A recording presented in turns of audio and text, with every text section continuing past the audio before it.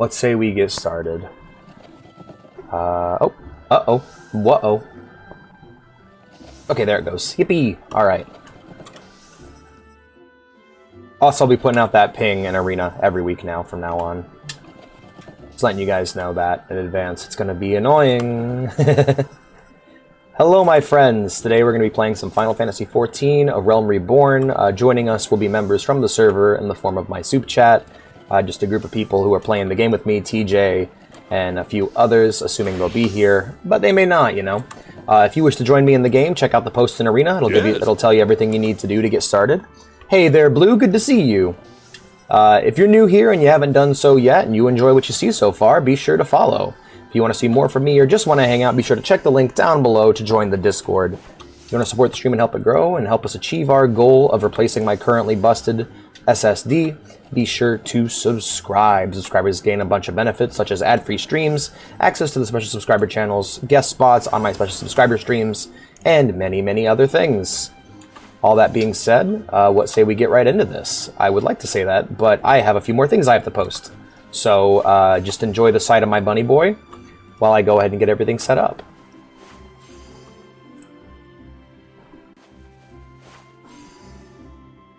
How you doing, Blue? It's good to see you.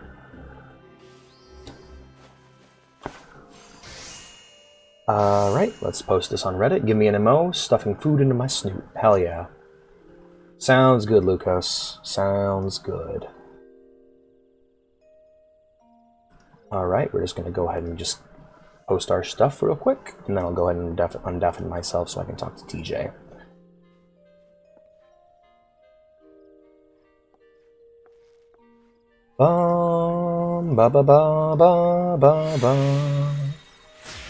I apologize for the wait. We should be good to go right about now. Hello.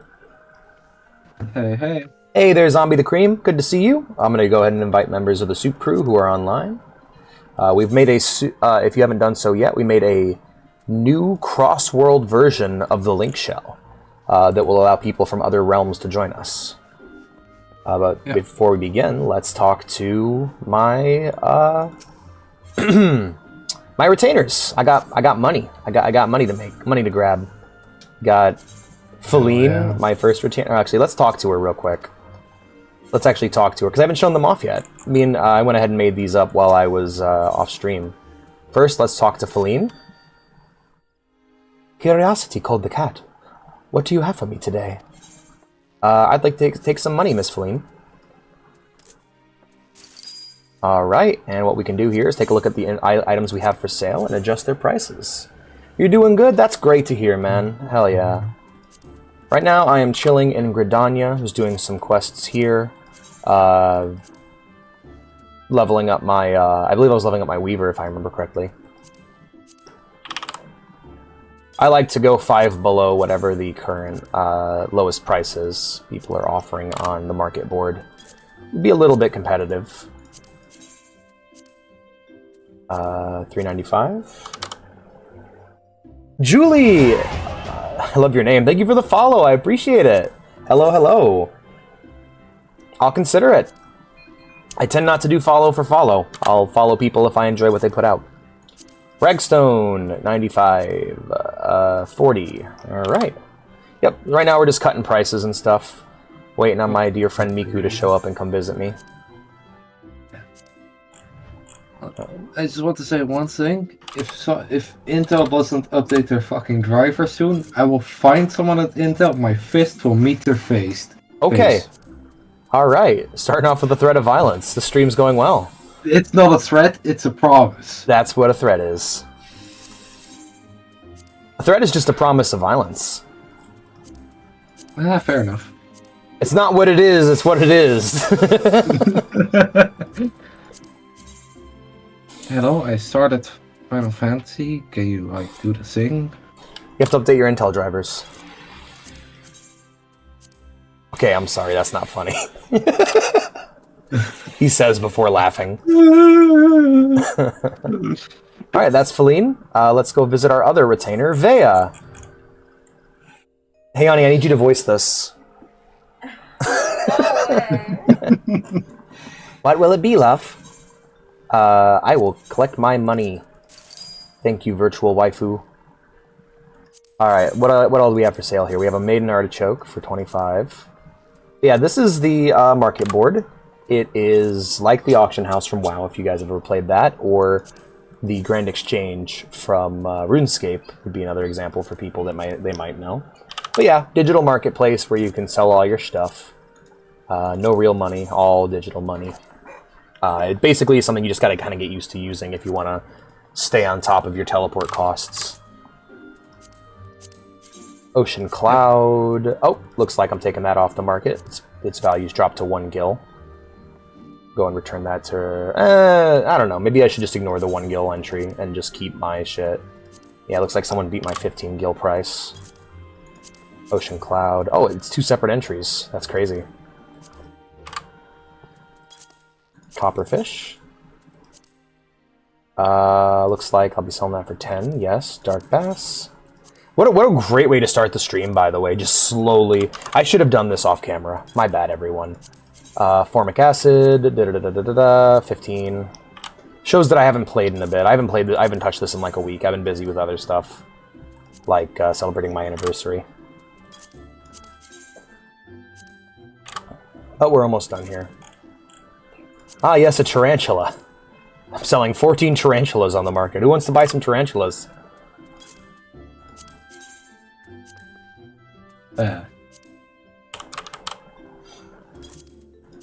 I've gotten pretty efficient at doing this too, so... Give them to Australians so they'll feel home. Almond seed, like, yeah, just they're in their room with like 1,000, there's just 1,000 tarantulas on the ceiling, and they're like, yes, now this feels like home. Alright guys, there we go. Job's done. Alright. Let me hop on my social tab and see which of my friends are online. I'm joining the queue right now. Alrighty. I'll be right back. Okie doke. Let's go ahead and check and make sure the stream layout looks good. It looks good. Hell yeah. Alright guys, we're in business. Let's go ahead and take a look at our journal here. We have Threat of Superiority. That is a Mages Guild quest. We can go ahead and grab that. Let's head back to Thanalan and grab that real quick. So yeah, now we're going to be swapping between all of our different classes, leveling them up. We'll also be doing our queues, make sure that we got our dailies done as we play, and kind of getting into the swing of being a proper FF14 person. An Ill-Conceived Venture, that's a new quest. I haven't seen this one yet. Let's go ahead and pick this one up. Troubled Adventurer. What are we doing? How are we doing on quests, by the way? 18 out of 30. Alright, we got room. Hey. Several adventurers are having trouble difficulty summoning their retainers. Should you wish to offer your assistance, you will find these troubled souls in Limsa, Minsa, Gridania, and Ul'dah. Rewards are the same regardless of whom you help, so do not hesitate to aid the adventurer of your choice. Something weighs heavily on the adventurer's mind. Is this damn thing working? Oh, hello there. Say, you look like you're an old hand when it comes to this adventuring business. Mind helping me with a situation? I sent my retainer to Drybone the other day on a venture. Hunting, to be precise. Hi, Foxeltrot. How you doing, friend? Simple enough work, right? Except now she's gone missing. As much as I'd like to head out there and look for her, though, I know full well that I'd be feeding the buzzards before long. So if you're willing, I'd be much obliged if you could go to Eastern Thanalan in my stead. Yeah, no problem, man. Just another job in the pile. Alrighty, let's go ahead and grab that. Let's go ahead and grab that quest. Let's go ahead and grab that quest. Let's grab that quest from our from the Mages Guild. Oh yes, I forgot to eat my daily egg. Looks like we're getting extra XP through battle today and through gathering, but I will not be doing a lot of gathering on stream. I'm mainly doing crafting off stream. Oh, by the way, you have all your classes done? Hell yeah, man! Nice work. Let's go ahead and take a look at our Disciple of the Hand and Land. This is how we're doing on our crafting guilds, crafting classes. It's coming along very slowly. Meanwhile, all of these are slightly ahead. The goal is to just get my crafting classes off stream to the level of my highest rank class, which is 24 for Archer. And I'm a bit behind on that, but that's okay. Yeah, how you doing, Foxtrot? Good to see you. Your stuff is still weird. Oh no! What stuff? I am back. Welcome back, TJ. Alright, let's go ahead and grab this quest from Kokabuki and see what he has to say. Guildmaster Kokabuki urges you ever deeper into the yawning abyss of thaumaturgy. Alright, let's take a look at our gear real quick. Level 15, level 15, level 15, level 15, level 15. I'm doing pretty well on all my gear. I think I'll grab the bronze piece for this quest. Come, Boymo, the yawning abyss beckons once more. Today, Coco Betsy will instruct you from the chapter entitled The Threat of Superiority.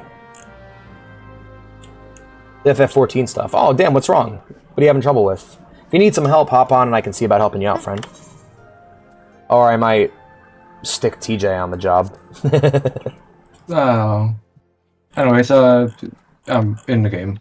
Yay! All right, I'll shoot you an invite then. I'll shoot you. All right. Don't. Invite to party, and I'll invite Zombie Cream too. Hell yeah! Both peeps can join our party. Soup, yippee! Yep. So we got two soup chats. We got soup chat and the soup chat. We got the Crossworld version. I think I might actually delete the old one so that we have room for the Crossworld link shell. Hey, Zombie. I don't have the new one yet. Yeah, everyone should make sure to join the new one so that we can talk to people from different worlds. Damn! Worms. Girl's got some tickle bitties bouncing all over the place. God damn. And the starting gear for certain classes is a lot sexier than other classes. The giant people, I don't remember what they're called. Shit. Nikote Lalafel. What the fuck is it called? Rogadin, right? The Rogadin lady starting gear gives them some tickle bitties. Where are you right now? I'm currently in Ul'dah repairing my gear. And I'm about to head to... Where is this? I'm about to head over to Middle Lenosha. Oh, shit, we need to go to the Gold Saucer. We got business there. Yeah, let's meet up at the Gold Saucer, everyone. Alright.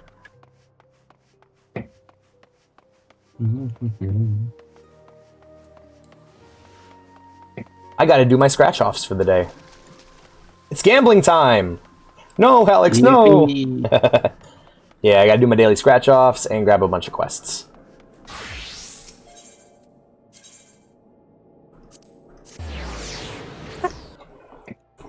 I will let my character thing go through for the moment. Weird. Okay. We'll have to get that sorted out. Hold on, I see a person in this room. Who's here? Who's the friend in this room with me right now? Nobody, apparently. Gold Saucer, let's go.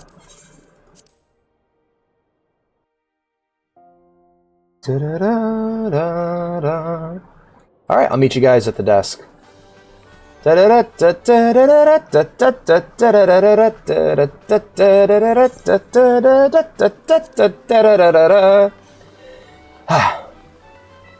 Gold Saucer time. Welcome, fair traveler. Care to test your luck with a mini Cactpot ticket? Yeah. Splendid, sir. Now allow me to explain. Mini Cactpot is a game of chance, available to you thrice every day. Playing it is simplicity itself. Guess the value of the covered numbers to win. Win it big. If Nymea's grace is with you, you'll be rewarded with Mandeville Gold Saucer points galore. So, sir, do you feel lucky? You can now purchase up to 3 mini Cactpot tickets per day. The counter for mini Cactpot tickets resets daily at 10 a.m. Earth time. Each mini Cactpot ticket has 9 slots arranged in a 3x3 grid. Each slot is randomly assigned a number from 1 to 9. When you purchase a ticket, a single number will be revealed. Yep, so basically, scratch-off ticket. That's all it is. So we'll go ahead and grab our mini Cactpot ticket. I have no MGP. Hold on. I gotta go buy money. Hey, Miku. Hey. Good to see you. Welcome, my friend. Miku, dearest of all my friends. I see you brought your jellyfish. Yes. It's good to see you. Blue, like me. Yay. Alright, well, I gotta go exchange some money for MGP.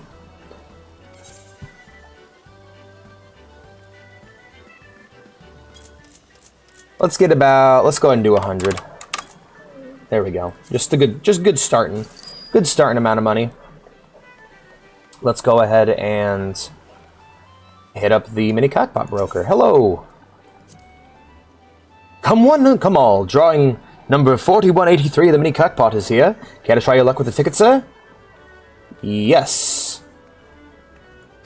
Alright, now to play. Alright, so all we do here is we just click on the spots we want to scratch off, and then we select which line we want. Now, it doesn't... I just tend to wing it, honestly. I try to go like, could this be the jackpot? Well, it's a 1. Let's see what we get. Hey, we got 700. We got 700 MGP. So yeah, this is it's fake video game gambling in a intense way where it's almost always profitable to do this. So every day, make sure you stop by. Make sure you stop by and do your mini jackpot. All right, I'm gonna guess it's this one because I'm aiming for the jackpot. And 360. And one more time. All right, 541. We're gonna go ahead and grab this one. This one here. Hey, look at that! I hit the jackpot. 10,000. That'll get us started.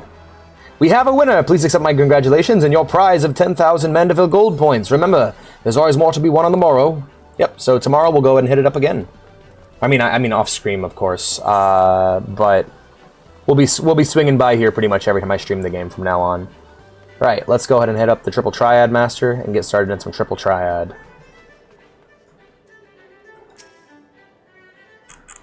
Triple Triad is taking Iozia by storm. Get to try your hand at this entrancing new card game? Hell yeah, man. Ah, and so another challenger is born. Welcome to the world of Triple Triad, where you pit your cards against an opponent's in a tense battle of skill, strategy, and the odd dose of luck. Here at the Mandeville Gold Saucer, I am pleased to present all new players with the cards they need to get started. To play a match, however, you'll first need to build a deck composed of 5 cards from your registered card list. Oh, and I suggest speaking with the nearby Triple Triad trader should you wish to expand your card collection. You are now able to challenge opponents in Triple Triad matches. New cards can be obtained from a number of sources, including the Triple Triad trader, victory spoils from winning matches, and prizes from Triple Triad tournaments. Play against Triple Triad Master to learn the basic rules of the game. Before you begin, however, there are several steps that must be completed. First, you must use the cards in your inventory to register them to your card list. Your card list can be viewed via Gold Saucer options found under the character. Okay, yeah. So basically, they're going to give us the decks we need to get started. We'll activate all the cards in our inventory, and this should be enough for us to start playing. So yeah, whenever you see this little box, exclamation point, that's somebody we can challenge to a card game. So now the game is also not only an MMO, it's a card RPG. So we can ask anyone if they fancy a game of Gwent and challenge them to a game of Triple Triad. It's funny because now Gwent is the well-known one, but like back in the day, Triple Triad was the video game card game that everyone knew because of Final Fantasy VIII. Alright. Ready for a match, are you? Wonderful. I'm afraid I must deduct a number of MGP as per Triple Triad regulations, but rest assured that victory shall win you back those points and more. Hey, Turtle, how you doing, man? Good to see you. You joined just in time for us to be playing Final Fantasy Yu-Gi-Oh! Now it is my distinct pleasure to introduce you to the game that is sweeping the realm. You'll be invited to Triple Triad match select challenge to begin the game. All right, so now what we want to do here is we're gonna play against her over and over and over again until we get the card, until we get her card. So we challenge. We use our recommended deck. So we haven't built any decks yet. These are the cards we have all open. Now, these are my favorite kind of matches. These are fairly simple and easy. Triple Triad is played by placing cards in a 3x3 grid. The play attacked first is decided at random. A variety of rules exist that change how the game is played, but let's start you off with an easy one, all open. I'll go first this time to show you how it's done. I'll also extend the turn limit so you have plenty of time to think. Okay, so, now, with this card, the numbers there match up with which direction. So, 3, 7, 2, 1. What we want to do is pick a card that's strong on the top and bottom, but also hits his weak point. So our best bet would actually be this Mandragora here. Pop. Cool. Now we have that Chocobo. That Chocobo's ours. Now it can be taken back, but that card is ours on the board now, and it's defending that spot. Now, what are you talking about? It's all I was going to say about Yu-Gi-Oh! Yep, so they took it back. We can take it back ourselves as well. But instead what we're going to do is grab this Mandragora card. Boom. Alright. Now, they've defended that point. The only way we can take that Chocobo now is if we have a number that's higher than 7. We don't, so what we're going to do instead is we're going to go ahead and just take this Tonberry card. There we go. Now they took the Tonberry card back. That's their card now. We're going to go ahead and take their pudding, though. That pudding card's ours now. And with that, we have more cards than them, so we win the game. And we're going to be rematching over and over again until their card drops. And that is how you triple triad, my friends. Send their ass to the Shadow Realm. Oh, I think I get how this works. Yeah.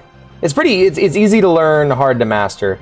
Now, this fucking bitch is going to do her tutorial every time, it seems. So, I'm just going to be yapping over this while I grind it out and wait for all our cards to drop. This is what my main MGP sync is going to be. I'll be spending most of my money on this shit. Again, we want to pick a card that's strong on the top and bottom, cap their Chocobo, and honestly, it's going to be a replay of the last match, pretty much. Ba-bum-bum. Now, if we win, we still get our money. We get good job. And we'll go ahead and take that Mandragora from them. That's ours now. Yep, we'll go and use our Dodo here. Yep, and so now we're just gonna kind of be filling out the rest of the board. I think they're more likely to cap this Tonberry than they are to cap this Dodo or this Chocobo. So we're gonna go ahead and just drop our Sabatender here to take that spot from them. See, there we go. And we got their card. They dropped their Spriggan, so we're done here. Oh, well done! Now that you have an understanding of the rules, it's time for you to go forth and seek out many triple triad players found here in the Gold Saucer and the world beyond. I also love how you can see your characters are playing the game. They actually hold their cards out in front of them. It's really cool. The game has gained an avid following, and you are sure to find willing participants in various locales across Eorzea. Hell yeah. Wait a minute. Wait, this shouldn't... Okay, her thing should be gone, so... Ah, she still has a drop. Alright, well, we're hitting her again. Hopefully we don't have to go through the tutorial this time. Can I serve real fast? Watch us have to go through the tutorial. Motherfucker! Alright, guys. Yay, XP bonus! Thank you!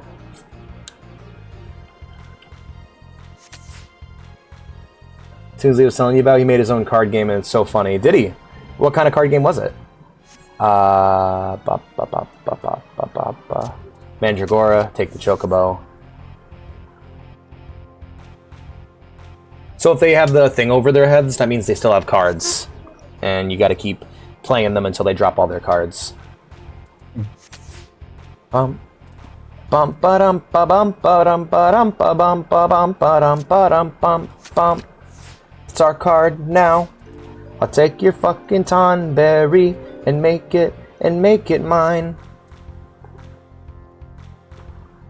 Take your fucking Tonberry and make it mine. I like my triple triad song. Kind of like a battle game, yeah. Yeah, we just hit that rematch button every time until we get our cards. And similar to The Witcher, it has its own progression, so like, we'll meet people out in the world we can play with as well. It's not just here at the Saucer. These are just basically the tutorial battles. Cool. Beep, beep, beep. Beep, beep, beep. Beep, beep, beep, beep, beep, beep, beep, beep, beep, beep, beep, beep, beep, beep, beep, beep, beep. Also, the song's extremely catchy. How long get the farm to get what you're looking for? It can take one time or a bunch of times. It's basically the better you get it winning over and over again, the faster it gets. It's grindy. It's one of the things I dislike about this game. I honestly think that it should have like a return requirement, or no, I don't know. I guess for me, I would prefer if it was like, okay, you have to beat them by this much. I think these things should be skill-based, but that's something that me and the MMO community don't exactly see eye to eye on. I would prefer if it was this entire game was skill-based. But that's, again, something me and the MMO community don't exactly see eye to eye on. People like their grind. I don't. Ooh, I think I might actually lose this one. I'm hurting. Take that chocobo, though. Damn it. Give me that. Alright, Alex wins. And I got another Spriggan card. I already have a Spriggan card. So any... Oh, yeah, and you can drop the same shit over and over again, too. You know what? I'm gonna do one more of these, and, we're gonna go do some quests after this. I mean, I don't know. I should probably get this done, now that I think about it. I don't know. I'm giving it some thought. I mean, Miku I'm guessing you plan on staying here until you get it as well, right? I don't know. Drop your fucking card, Triple Triad Master! You suck! Tired of your shit!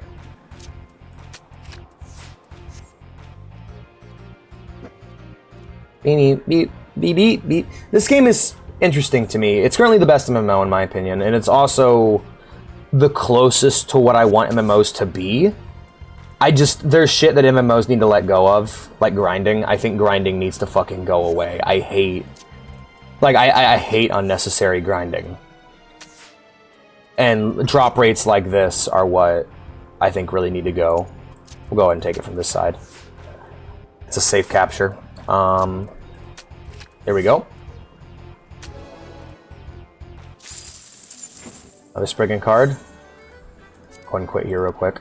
Oh, you know what the problem probably is? Hold on, I think I might have fucked something up. Let me see. Yep, I'm a moron. That was the one card she dropped. I just never activated it. All right, I'll show you how the game works on the next match. Blue. I almost called you Obi. I'm sorry. We're gonna go ahead and buy some card packs. Play your move. All right, so what? That's their card. I know. I'm a fool. I am a buffoon. I totally forgot. All right. Let's see. Own cards only. All right, we have a Curl. We have a Curl. Do we have a Chocobo? We do not. So we'll buy that. We don't have an Oppo card. Do we have an Oppo card? No. Buy an Oppo card. We don't have a Moogle card. We don't have an Adamantoise card. We don't have a Gold Saucer Attendant card. And that's all we can afford right now. We'll go ahead and activate it. Hello! Sorry about that. I had to pay bills. No problem. We're Gold Saucering right now. No. Gambling! Well, is it really gambling if it's a game of skill? I said the Now same you're thing. thinking like casinos do. Or it's like I tell people, it's not a crime if they can't successfully charge and prosecute you. Damn, you can always skip the grind for money. That's true. That's their card. So, I'll show you the game works. We're going to go ahead and... we went to 3 diamonds, 3 spades. We have all the different people we can challenge. Let's go check out this quest over here first, though. Open Tournament Official.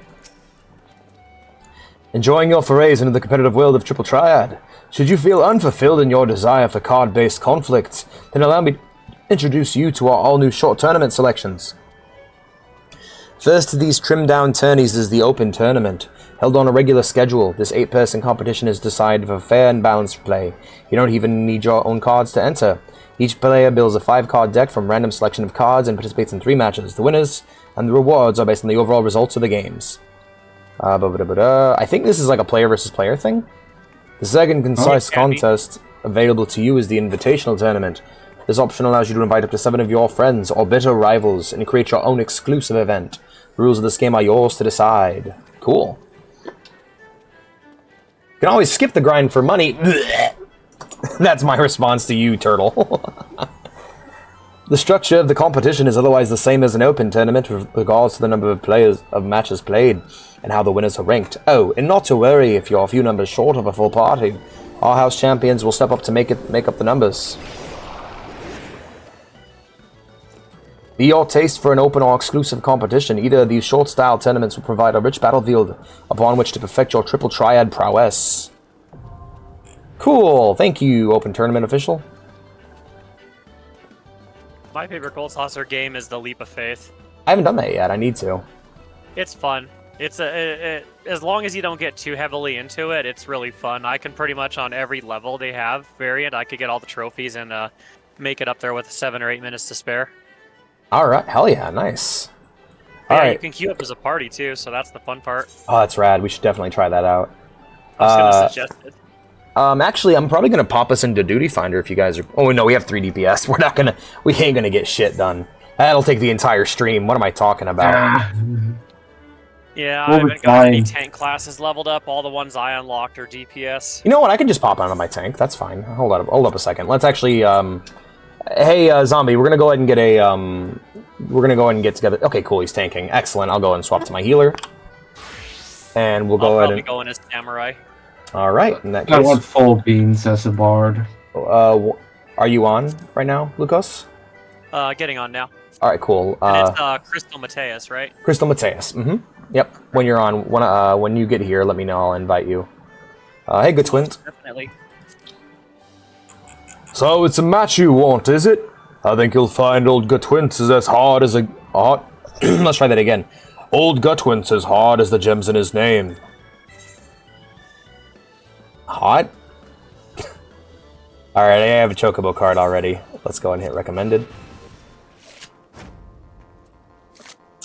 Oh, shit! Huh?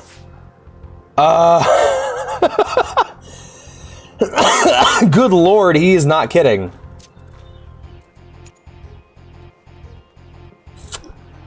How do I bail? I guess I'll just lose. Bum bum bum.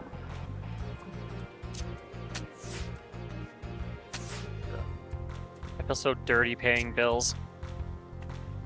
Really, why? I don't like the idea of giving my money to people if I don't have to. Alright, we gotta draw. No. No, you're too tough for me, good twins. Let's go talk to Jonas of the Three. Wait, is there like a difficulty order on these guys? Yes, but I have not figured it out because I've only played like 1 or 2 games. Alright, Jonas. Triple Triad Challenge. I think it's in their names. Like some of them have like platinum or diamond or like whatever. Like their names are supposed to be an indicator for the ranking. We got spades. Lady Luck left your side the moment you arrived at my table, friend. She's dining with me this eve, and will toast my victory with the tears of your defeat. I wish I could look at his deck beforehand. All open, same. Ah, he got same too. Shit. Alright, let's see how it goes. I'll know the second I see his cards. This one is more This one's more doable. It's not impossible like the last one where I'm just like, fuck this. Is there a I'm staring at his deck. delivery point in the gold saucer? I don't know. Oh, with Sam I could take his card, but that's... we'll I go don't ahead and... see anything. Oh, never mind. Same does not work the same way it did, as I thought it did. Da-da-da, da-da-da. I guess I'll try to take at least one of his cards before the match ends. Yeah, we gotta draw. Alright, not quite. You're still too hard. Okay, 3 clubs, 3 hearts. Let's try 3 clubs. Your thoughts are an open book to me. Come assail me with your unbeatable strategies, and I shall break them. Every one. I don't like giving money to people if I don't have to. Well, you have to. That's what Blue says. Oh, yeah. Man, Blue not being supportive. Yeah. Great. Oh, yeah, no, this guy's too hard, too. This isn't the guy I'm supposed to be fighting. This is also one of those fucking fun matches where you gotta pick your cards in order. And by that I mean not fun at all. I'll be honest, I think every mode of Triple Triad, aside from the default rules, is trash. I fucking hate most of the rule variants. So I actually don't like Triple Triad. How did I manage to do this before? I'm looking at this now and I'm like, damn, man. I gave up playing until I have enough money saved up that I could buy better cards because even the base noobs have way better cards than I do. Like they have base 5 or 6 corner stats, and I'm like, that's BS. All right, I beat Aurifort. Let's go ahead. And I got a Bugleja card. The Root Vida of the Three Hearts. You must think yourself a deft hand if you come calling in search of a match. But I tell you now, love, the only hearts what break around here are those of me challengers. Let's go. Sudden death? Damn. All right. You can't say yeah. Yeah, that redeem would end the stream, Turtle. All right. I do that all the time too.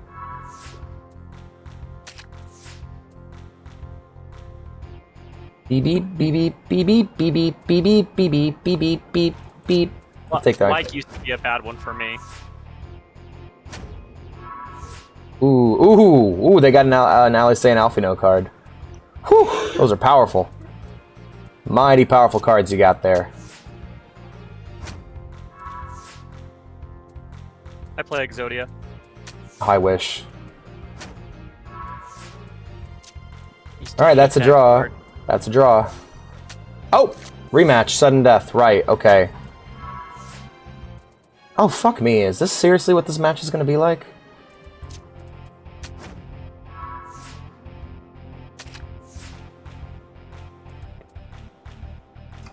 Ain't this some bullshit?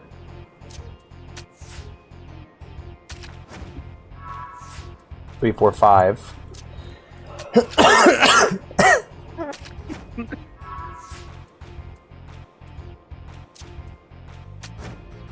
Yeah, I'm throwing it. Yeah, take my fucking cards, or take my money. All right. Well, we found our weak point. We're gonna go ahead and bang our head on Aurifort until we win. All right, I'm in. Hey, look at that. All right, let me shoot you an invite. It's all good. I'm heading into Gold Saucer so I could do my daily scratches. So, do you know a lot about the Gold Saucer? Nothing beyond triple triad and scratch offs. What you want to do is every day do your daily scratch offs, but you also want to buy the weekly giant pot. Mm-hmm. Because you can buy 3 tickets, and even if you only get the consolation prize, you'll still make more money than you spent on the tickets. Hell yeah. And if enough people buy the scratch tickets and you happen to win the jackpot, you'll get a chocobo ring. Ooh, nice. All right, I'm gonna go ahead and pop us into leveling roulette. That's all I got. So. Same. Oh, that was quick. Oh yeah, we're a full party. No wonder it was quick. We have all the people we need. Yeah. I'm not used to being in parties, so whenever I queue up, I'm like, I'm gonna go to the bathroom. I'm gonna go grab a snack. Right? No, same here. Instant queue. Yeah, right. All right, I like to move this off to the side. Looks like zombies AFK right now. That's okay. Oh no, there we go. AFK arena. Brains. Make sure you eat your foods. I was just about to cast some glamour. Oh, you're all in cutscenes. I guess I am the only one who has that setting turned on. Yeah, I know it exists, but I couldn't find it. Oh, cool. One of these enemies is in my hunting log.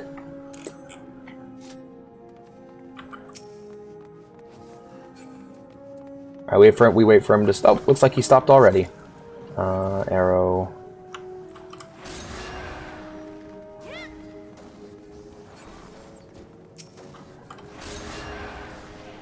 Does anyone have consumes so that I don't gotta heal them as much? I just have a few potions. Okay. And I have my heal ability, the standard one everyone gets. Oh yeah, that one. That's my favorite thing about this game, is even if you're not a healing class, you still get a base healing ability. Mm-hmm. Everyone's got self-sustain. It's really nice. I mean, it should be like that. It makes more sense for a fantasy setting. Right? I've honestly thought about giving people a base healing cantrip that they could buy. Oh, in D&D? For my D&D campaigns, just so like everyone's got a little self-sustain, because like, dude, goblins are stupidly OP for level 1 adventurers. Yeah. We've had a few goblin wipes. That's why I always joke and tell people, and I might have said this with you guys before, but I always joke and tell people that I attribute them being so hard to hit just because they're so small and most adventurers are giants. I feel that. You ever try to fight somebody that's like, what, 3/4 your size? Yeah. But I mean, it's dumb. We've had a few goblin wipes. Well, not you guys. You guys are Blue Wolf. You guys have been doing okay. But then again, you haven't fought any goblins yet. Only goblin you guys have had to deal with is a bard with a cocaine habit. We actually have a slave goblin that our party got. Cleanse for Miku. Oh, trying to hit you with an Asuna, but all right, there we go. Sorry, I'm pretty rusty when it comes to my conjurer. Yeah, if you see a status effect pop up next to your health bar with a little line under it, that needs a cleanse. Let me know, and I'll get rid of it. Alright.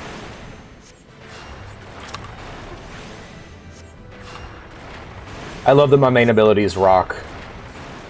Rocks! Roxanne.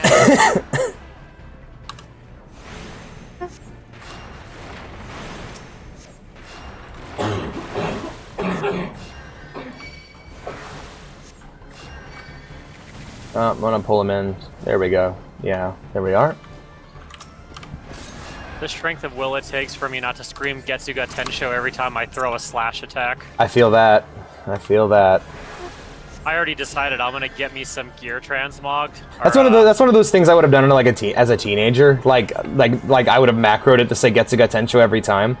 Because all my WoW characters do shit like that. That'd be fun to do. A lot of people. I've seen quite a few astrologians macro Yu-Gi-Oh quotes. But yeah, like nowadays I just go, that kind of looks like a Getsuga Tensho. That's cool. Lots of Berserk and Bleach influence on that class. All right, got a cleanse for Zombie Cream. Yeah, I'm gonna buy me Transmog, or I guess Glamour Transmog. I need a cleanse. Yes, you do. There we are. That's gonna make me look like a Soul Reaper. Hell yeah! Oh, I mean, once you get to Doma, yeah, absolutely, you'll be able to get that gear. Tons of samurai stuff. And then I'm gonna macro my limit break to. You know what's great about Bleach? What's great about Bleach is I can always tell if someone watched the sub or the dub depending on what term they used for Soul Reaper. Oh, you mean Shinigami versus Soul Reaper? Yeah, because to me, when I hear Shinigami, I think Death Note, but I also, when we're talking Bleach and someone says Shinigami, I'm like, all right, cool. They watch arguably, there's a few dubs, they're usually only the old ones that have really good dubs, like Sean Shamel, regardless of him being a piece of crap. Poor Sean Shamel. He's an amazing Goku. Yeah, Sean Shamel's great. He's also in Berserk. He plays Gaston. All right, pass. Need. All right, there we go. Yeah, no, there's certain... Basically, I always start with the dub, and unless the dub is, like, significantly bad, I'll watch something else. A lot of dubs start rough and then get better.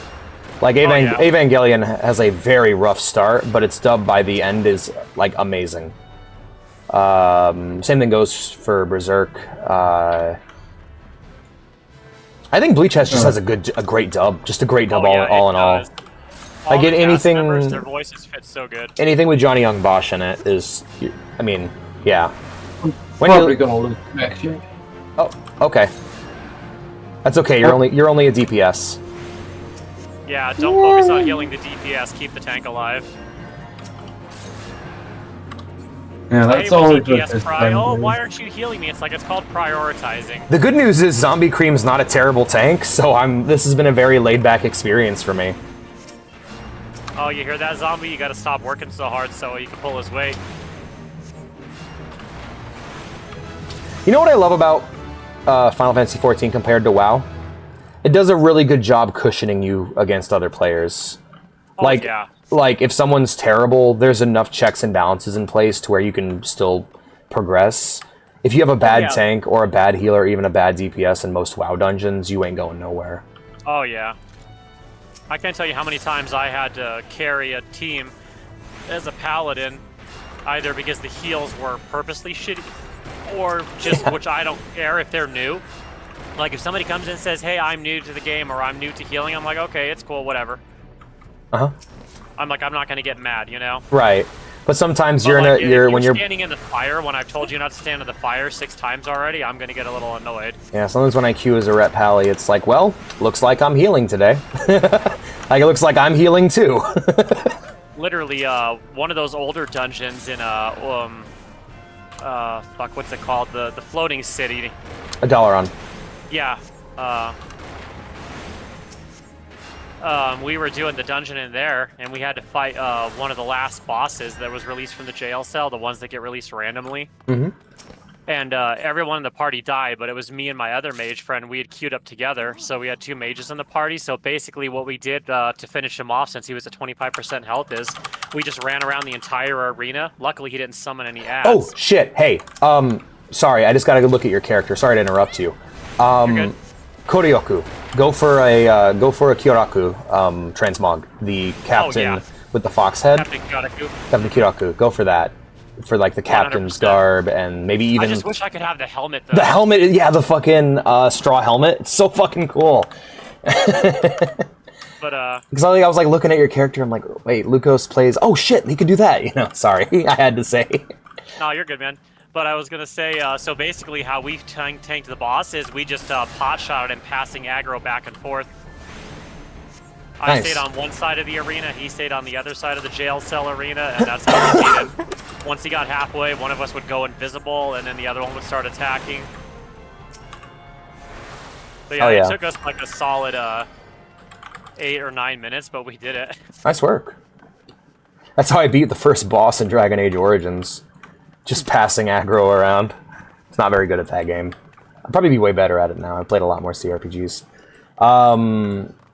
Man, I was just thinking about how much I love Kyoraku's Bankai versus Shikai. Oh, I know. Just like his Shikai, my favorite Bankai's Shikai relationship is just smaller. The Bankai is just what the previous power, but bigger. Like, Yeah. I love how Kyoraku's Shikai is a little bit of the giant pokes its hand out. Like, its hand will come out, or its fist will come out. But the Bankai is the whole fucking thing's here. It's so cool. Oh, and you're thinking of Komomura. Kyoraku is the guy who wears the pink kimono and all the colored clothing. Right. But yeah, Yeah, his- Komomaru is the Komomura, yeah. animal. Yeah, I'm thinking of Komomura. Sorry, I didn't want to be like the actually. Oh, no worries. It's been years. Kyoraku, yeah. Oh, no. I mostly said it to clarify because I wanted to be sure who you were talking about because they're both really cool. Like, one of my favorite fights, like him and Chad, of just... hey, look, not Komomura, but Kyoraku. Kyoraku, Yeah. Just, hey, look, you're not going to be able to beat me. I don't want to fight you. Let's have a drink and see if we can talk this out. Yeah. Dude, I love when they were fighting Aizen and he reveals all the different games that his Zanpakuto likes to play. Yeah. Like, yeah, that would probably be me. I'd have a Zanpakuto that would purposely go out of its way to make my life harder. What is your Zanpakuto? Hey, Aizen, what is your Zanpakuto do? Oh, nothing. Nothing? No, nothing. I'm not... Because he had to keep that shit secret for so long. Like... Yep. It's not like Kenpachi, who's like, it's a sword. Which I do love that that's... People with it. It's a sword, I cut people with it. Versus Aizen, who's like, what does your Zanpakuto do? Ah, don't worry about it. No, we should probably worry about it. What does it do? Dude, my favorite fight is the abridged Ichigo versus Kenpachi. Really? Just because he's even more unhinged in the abridged series. Oh, yeah. And he's, I don't know if you've seen the Bleach abridged or not. I haven't. There's several, like, I remember back when I was watching those, there was like several different ones. But there's a part where he's fighting Ichigo and he's having so much fun. Once Ichigo starts to cut him, he starts laughing like a maniac. And Ichigo's like, could you please stop laughing? I am on the verge of being terrified. That's great. Sorry for not responding to chat. I've been distracted. You did die in the text-based D&D to Goblins, yes. Need to watch both at the same time to confuse Alex. Hi, Ghost. Good to see you, man. All right, this one we just melt the boss. Don't worry about ads. Melt the boss.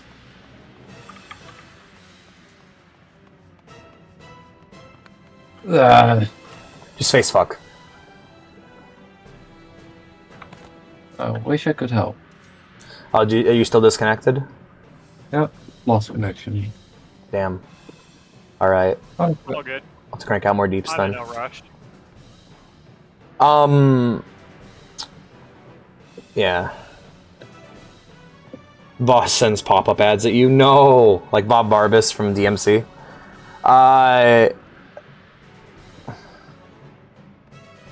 Right. We can go. it'll. Well, no, you won't get your reward if you're gone. So we'll wait. We'll just chill. I'm in no rush, so don't worry about me. It's just so I know I annoying. missed Normally these I have a good unnatural connection. ripples. So it's like at this time of day, my connection turns to shit with Final Fantasy. Yeah, at this time of the year, time of day, in this part of the year. Sorry, at this time of day, this time of year, in this part of the country, localized entirely within Sestasha. I know that quote. I don't remember what it's from. Oh yeah, it's Steamed ham! Simpsons quote. Yep, steamed hams. Dude, I love the Steamed Ham's Aha Take On Me music video. It's so funny. That fight with Aizen is simultaneously one of the best and worst moments in the whole show. The reason being, best as in it reveals in all the... It makes everything that came before way cooler, and it makes everything that came after way lamer. The reason it makes everything way lamer is Suifeng hits him with the... Suifeng hits him twice with her Zanpakuto, which is supposed to be an instant death. In that moment, Aizen just refuses to die. He just no-sells it and says... At least it's canonical how they explain it, though. He just had greater spiritual pressure than hers, because that's really all their abilities are. And that's narrative. Like poison, And that's like Vegeta saying power levels are all that matter, Goku. it is fiction annihilating. Because it's like it doesn't matter what cool thing a character does anymore. It's all about who has the bigger number. I mean, that's fair, though, because, that's kind of physics of the world, You can, for example, forest fires, you can stop or overwhelm a forest fire with another fire. Yeah. But, I agree, it's narratively lazy, even if it makes sense. Mm-hmm. It would still been kind of cool if he had to go out of his way to be extra careful of her and saying, well, yeah, I have my power, but her ability is still uniquely dangerous even to one such as myself. One of my favorite anime moments, and it's something that JoJo isn't afraid to do. JoJo is not afraid to put its villains in, insane peril. The main villain of Part 4 is one of the most terrifying characters I've ever seen in fiction, and his first fight, he gets the living shit kicked out of him. Mainly because the heroes have the jump on him, and his advantage is in stealth and subterfuge rather than stand-up fights. So he manages to still be terrifying even though the heroes kick his ass, and I just the idea that villains don't have to no-sell everything. Villains can be scary without having to be people who are immune to everything. Yeah. Log Horizon, if you've ever seen that, they do a really good job of power scaling for an MMO isekai. Because even the most powerful characters, they still need team members, allies, healers, or support. What you just said made me throw up in my mouth. What? You don't like Log Horizon? I don't like isekai. I don't like video game rules being applied to fiction. I like my... They do a good job of it, though. It's not one of those games where you die in the game, you die for real. They just die, they lose XP, and they have to grind it again, but they're still stuck in the game, which you could say is arguably worse. I would argue that sounds miserable. The idea of a character's death not meaning anything sounds infuriating. No, they can't die in Sword Art Online, so they're stuck in the game. Death isn't even an Sword Art. That's what. But after that's what made Season 1 of Sword Art Online actually watchable. Because after that, they remove the death game aspect, and it becomes an utterly meaningless narrative. I do like Gun Gale, though. Gun Gale was pretty good. It was nice to see something different, and to see that, I guess, endearing to see that so many virtual worlds popped up even after the incident. People just said, well, yeah, that sucked, but we're not going to let something we love die. I could not disagree more. I very much disagree. Gun Gale was cool, man. I would love to play a game that was that realistic. So what you just said is the realest thing in the whole conversation. When you say, that was cool, I would love that if that was real, that is the only appeal Sword Art has. That is the core appeal and the only appeal. That is the function of Sword Art. It doesn't exist to do anything but to make you go, ooh, that's cool. I wish that was me. I wish I could be Kirito. Kirito's so cool. I don't want to be Kirito. I want to be one of the guys that founds the Laughing Coughing Guild, except I'm competent. Yeah, I want to be Balls Deep 69. I will refrain from commenting. You don't know the... Wait. You like Sword Art regular? No, I know. It's just I was gonna say I will refrain from making a lewd comment. Let me rephrase that. But you didn't... Have you seen Abridged? Yes, I've seen a bridge, and I do donate to the Kirito Is Always Right Foundation. Okay, cool, because that's what that was a reference to. Yeah, that was Klein. It's just when you said I want to be balls. I want to be Klein. I was gonna make a lewd comment, and then I was like, no, I won't. My name is Klein. No, it's not. No, it's not. Hey, Dude, balls. SAO Abridged, actually, I love it more than the original. And Oh, I don't yeah, care 'cause if it's- people don't like the original. I enjoy it. It's fun. Well, yeah, because they took trash and made it something I hate good. that goddamn hat. Now, my favorite, Yeah, just my like three my favorite anime, and it says a lot about me. My 3 favorite anime are Berserk, Neon Genesis Evangelion, and Attack on Titan.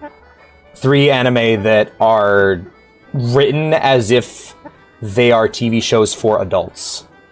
Like, Oh yeah, I can appreciate anime. That's why I like Young Justice, the DC cartoon about the sidekick superheroes. Because they kill off the sidekicks, and these are like teenagers when they die, and the Justice League members get killed off. Like it's very dark. They have to go to therapy. Black Canary is a licensed therapist for the League and for the young heroes. And like, there's all kinds of fucked up shit going on in the show, man. Like it's really good, and I love how they're not afraid to show the dark side of being a hero. You know. Like, dude, when they killed one of my favorite heroes off, and it was one of her former friends and team members that stabbed her in the chest, I fucking lost my shit. I was like, no fucking way. I feel like, yeah, I probably should have watched that when I was on TV. I'll probably watch it on my own eventually. I do want to get caught up on like a lot of the animated DC stuff.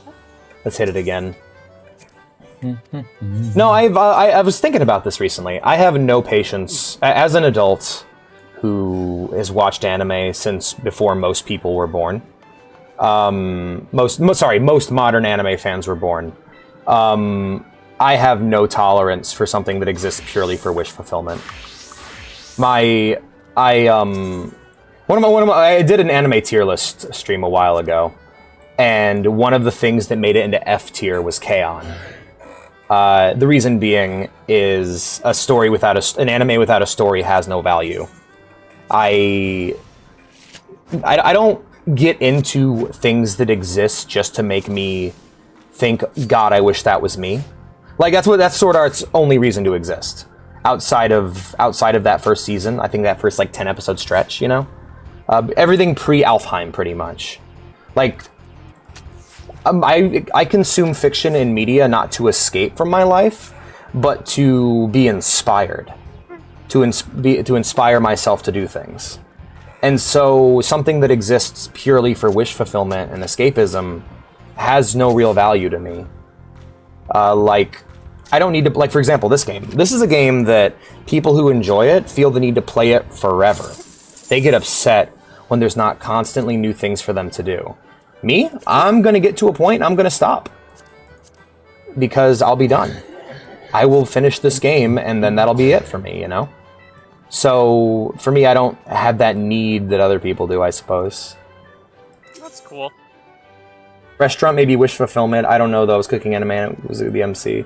Yeah, it's more just, for me, all of the flashy powers, all of the quote-unquote draws of anime, the tiggle bitties, the good animation, the flashy superpowers, the sexy characters, all of that is secondary to the core of the story. Your story can be about anything. It can be about animal people, robots, animal people piloting robots. But at the end of the day, what matters is that core human story at its center. It could be about sentient martial art fighting chairs. Yeah, it could be. I mean, you know, it's gotta have a good story. It could be about literally anything. I don't hate Axis Powers Italia because it's about sentient countries it's about sentient countries that are sexy boys. I don't hate it for that reason. I came for that. I started watching because of that, and I left because it had no story and none of its jokes are funny. Like, it had no story to tell. Conceptually, that's a cool idea. But I stopped watching it because it was fucking boring. See, for me, that's what kept me invested with Sword Art Online, because I didn't really watch it for the I mean, don't get me wrong. The draw of the virtual world was cool, and for the longest time, I never even knew what the term isekai meant. I'd seen a couple. I think Sword Art Online was my first. Mine was Wizard of Oz. But the cool thing for me was I was like, well, that's actually really interesting. And I really liked how they took the time to have the little moments of how it's psychologically damaging people, or like how people were just like in real life becoming murderers and criminals because on the internet you're anonymous, you know? Nobody could do anything. Yep. That was the other appeal, because, like, Aincrad's fucking rad. And then the other cool thing for me was even after it was interesting to see how many people couldn't let go, either because they were traumatized or because they felt like Laughing Coffin's so powerful in that world, and they wanted to be serial killers again, you know? Yeah, the idea is they got a taste for it and they wanted to hold on to it. It was cool to hear them talk about how like it affected the world or like the future of gaming or VR or other things like that. Like I was in it for the put Death Note back on Netflix. Sorry. The repercussions, you know. Yeah, no, you were interested in it as a sci-fi concept, and for me, there wasn't enough of that to keep me on. I was like, all right. I like it's this, honestly, the reason I watch Sword Art Online is the same reason I watch The Amazing Digital Circus. This is a really cool sci-fi concept of being trapped in a digital virtual world. I want to see how they handle the limitations of technology. I want to see how they handle the development of these characters.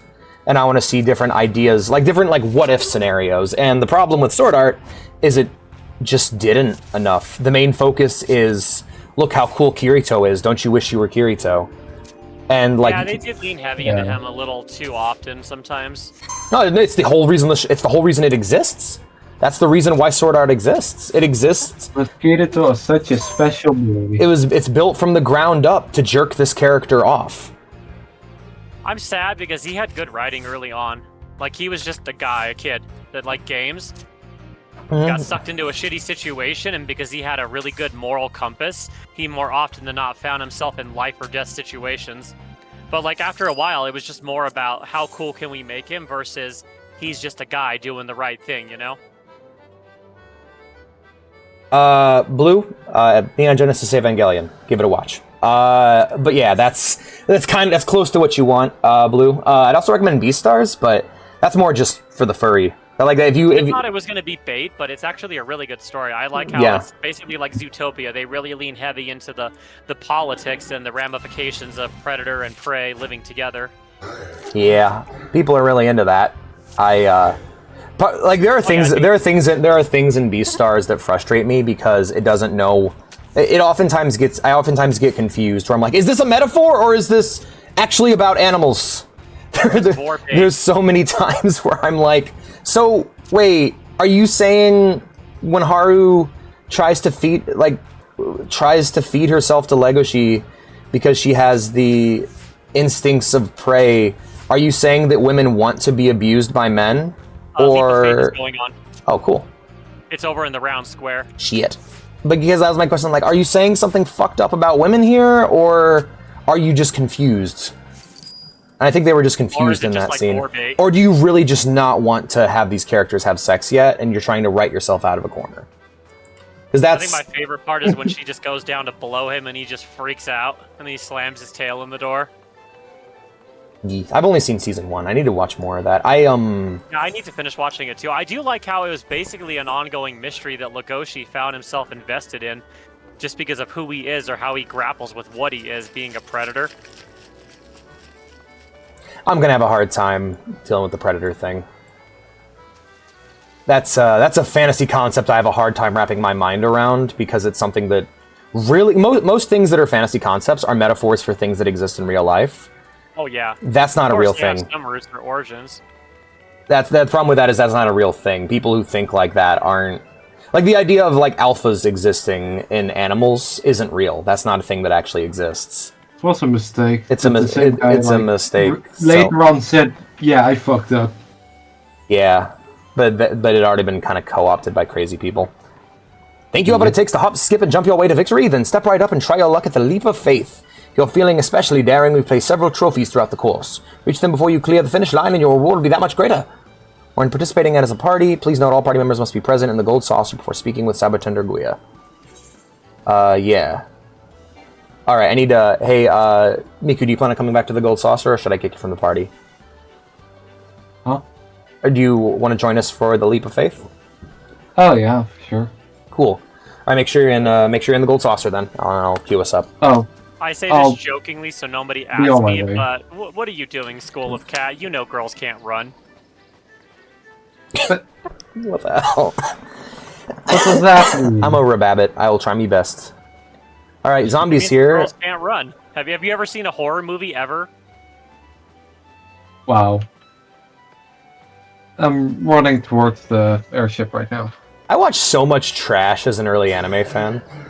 Like, I watched so much garbage. There's some really good trash I anime just though. watched Sword Art Online. Yeah, but I have no pity for you. We told you to watch the better version of it. I know.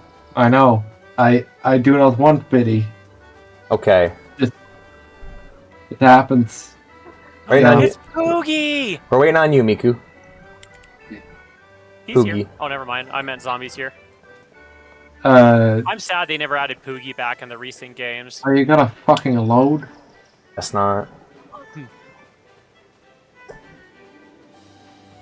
Hold on. Poogie is best companion ever. I like Gold Woogie. saucer, yes. He has the same mechanics. Zombie, the debate is up again as of today. For Wilds. Let's go. I guess I'm going as a thaumaturge. Every time you fall off, it takes one of your pieces of armor away, so I hope you're not wearing anything valuable. Me? What? Yeah. Probably should have said that sooner. Well, Yeah. excuse me while I unequip everything. It won't let you. Oh, cool. No, I'm just fucking with you. All right. You could have got a win. Could you I imagine? believed you. Well, I had a feeling you'd believe me, and I only like fucking with people if like they eventually figure it out quickly. But like if they genuinely believe me, I feel kind of bad. Yeah. Nah. Like I'm I'm the opposite. I take a huge advantage of that shit. When that It depends. Like if I don't like the person, then yeah. No, zombie. This Bye, leapt off zombie. to his death. Oh, we did it. Mushrooms. Is this what good? Is this what good King Moggle good King Mog wanted for the world? Yes. Good King Moggle good King Mog. That's what I get for making fun of zombie. I'm jumping. I'm jumping. I'm jumping. Thank you. But yeah, the trophies give you more points, which convert to more saucer money. Yay. Like the max you can get if you get all the trophies is like 4,000. Sometimes you'll get like an extra 2,000 bonus. Fuck. Okay, I did it. And even if you don't make the the finish line, you still get credit for the trophies you got. Neato. Hey, Ziggy, good to see you. Hello.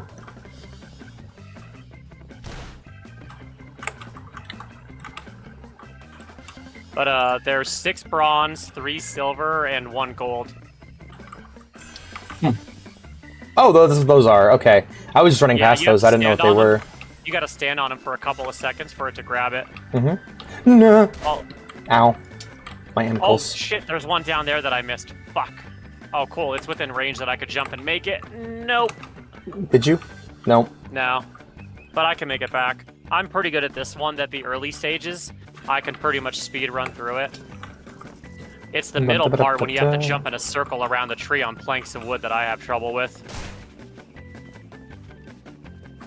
Yeah, Fuck. they gave you more than enough time to do it. Watch me not do it. Oh boy. Chad, think of a punishment if he doesn't make it to the goal. I don't even know what's going on. Got it. All right, I'm up. Yeah, there's one in the center by those mushrooms that launch you up. Yeah, I missed that. They change the placement of them sometimes. Fucking There's not always one there. Watching me fail repeatedly at this shit. Hey, hun. Vea? Alright. Nothing, never mind.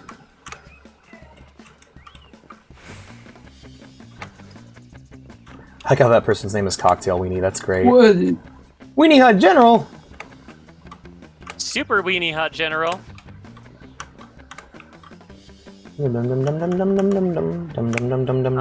Fuck, shit, fuck! I'm gonna ream the jar. I'm gonna redeem the jar. /J. I'm scared. /Urs. SRS, I think it is. SRS. That's a new thing, by the way. I never considered doing that. The idea of indicating the tone of what you're saying. I'm not saying that that's dumb. I think that's a really good idea. I always just use emotes for that, though. Because I use emojis the same way I use punctuation. I'm like, this is how I indicate my emotions to people. Okay, so I got all but that Shit. one. Okay. I'm not gonna beat this. Shit! Not I gonna mean, there's lie. still 6 minutes left, so.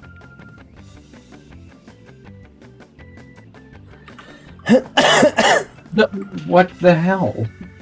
Starting all over. Deep dee dee dee dee dee dee dee deep dee dee dee dee dee dee dee dee dee dee dee. Imagine trying to do this in VR. I'm glad you enjoy this. I'm happy for you. Who, me? Yeah, this is miserable. I hate this. Yeah, I You'll agree. get better at it the more you do it.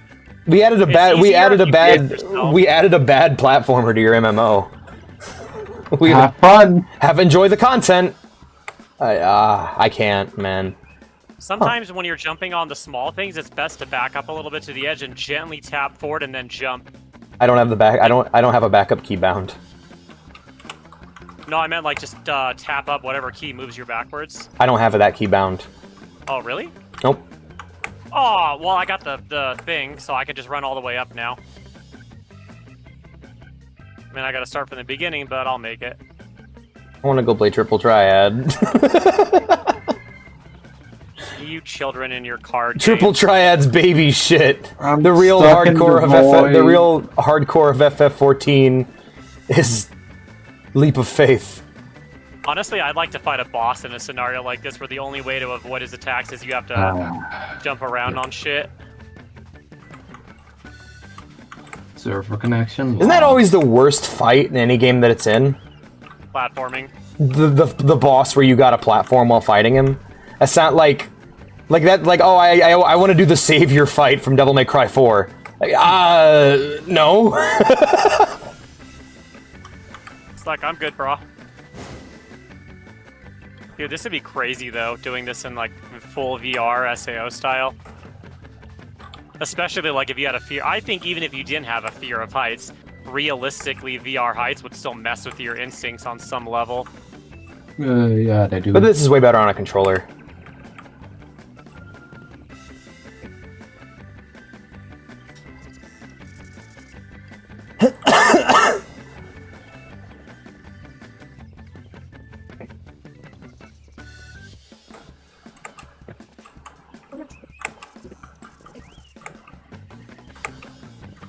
I do like how every so often you'll get to a section where if you fall, as long as you don't fall off the edge, there's You'll fall stuff back down below you. Yeah, that's helpful. So, like, they make it a little fair with that, you know? Absolutely. Yeah. And I do like how they give you enough time and they don't, like, have annoying Oh, sounds or music to let you know you're fuck. losing. I would not mind a checkpoint system. That would be nice. Like a flag I can hit every few steps. Also, I Yeah. thought that the cactuses were that. If I fall to the bottom again, I'm AFKing until it's over. I do not enjoy getting over it with Bennett Foddy, and I do not enjoy this. Alright, there we go. Jumping over to that flower. We're good. I'm also not liking this. Oh, hold on. Oh, I'm making it. It's good now. It's good now that I'm succeeding at it. That makes it good. It only took me, like, 3 tries of doing it before I got good. The dark And some side of the film levels are mentality. easier, too. If I can beat it, it's good. Alright, here we go. But, yeah, there's easier levels. It randomly generates them, but you still get the same amount of points. Cool. I got flowers for you, if you make it. Oh, I should have botched it. Thank you for the flowers. Yeah, oh, step in the center. I You don't get know credit. where to go. Alex wins.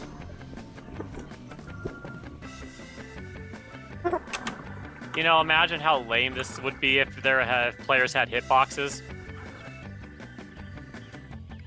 Because you know there are people that would just knock you off on purpose. I'm gonna congratulate Yeah. everyone who makes it to the top. Good job, That's what Matt I do. Star-Lord. I do that. I hang out instead of exiting. I'll hang out here and I'll cheer people on. Hell yeah. Some people stand next to the emote and they do that sparkle kneeling hand emote thing where they point. Oh, that's great.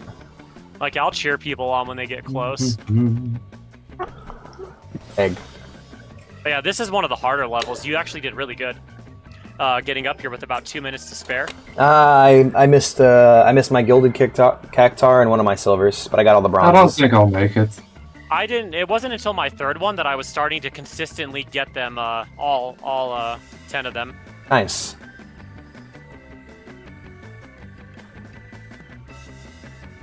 But they're shorter ones that aren't as this big or tall up. So yeah, it does them randomly. And even if you only get a couple of the cactars and you make it to the thing, that's still an easy 2,000-ish, Yeah. monies.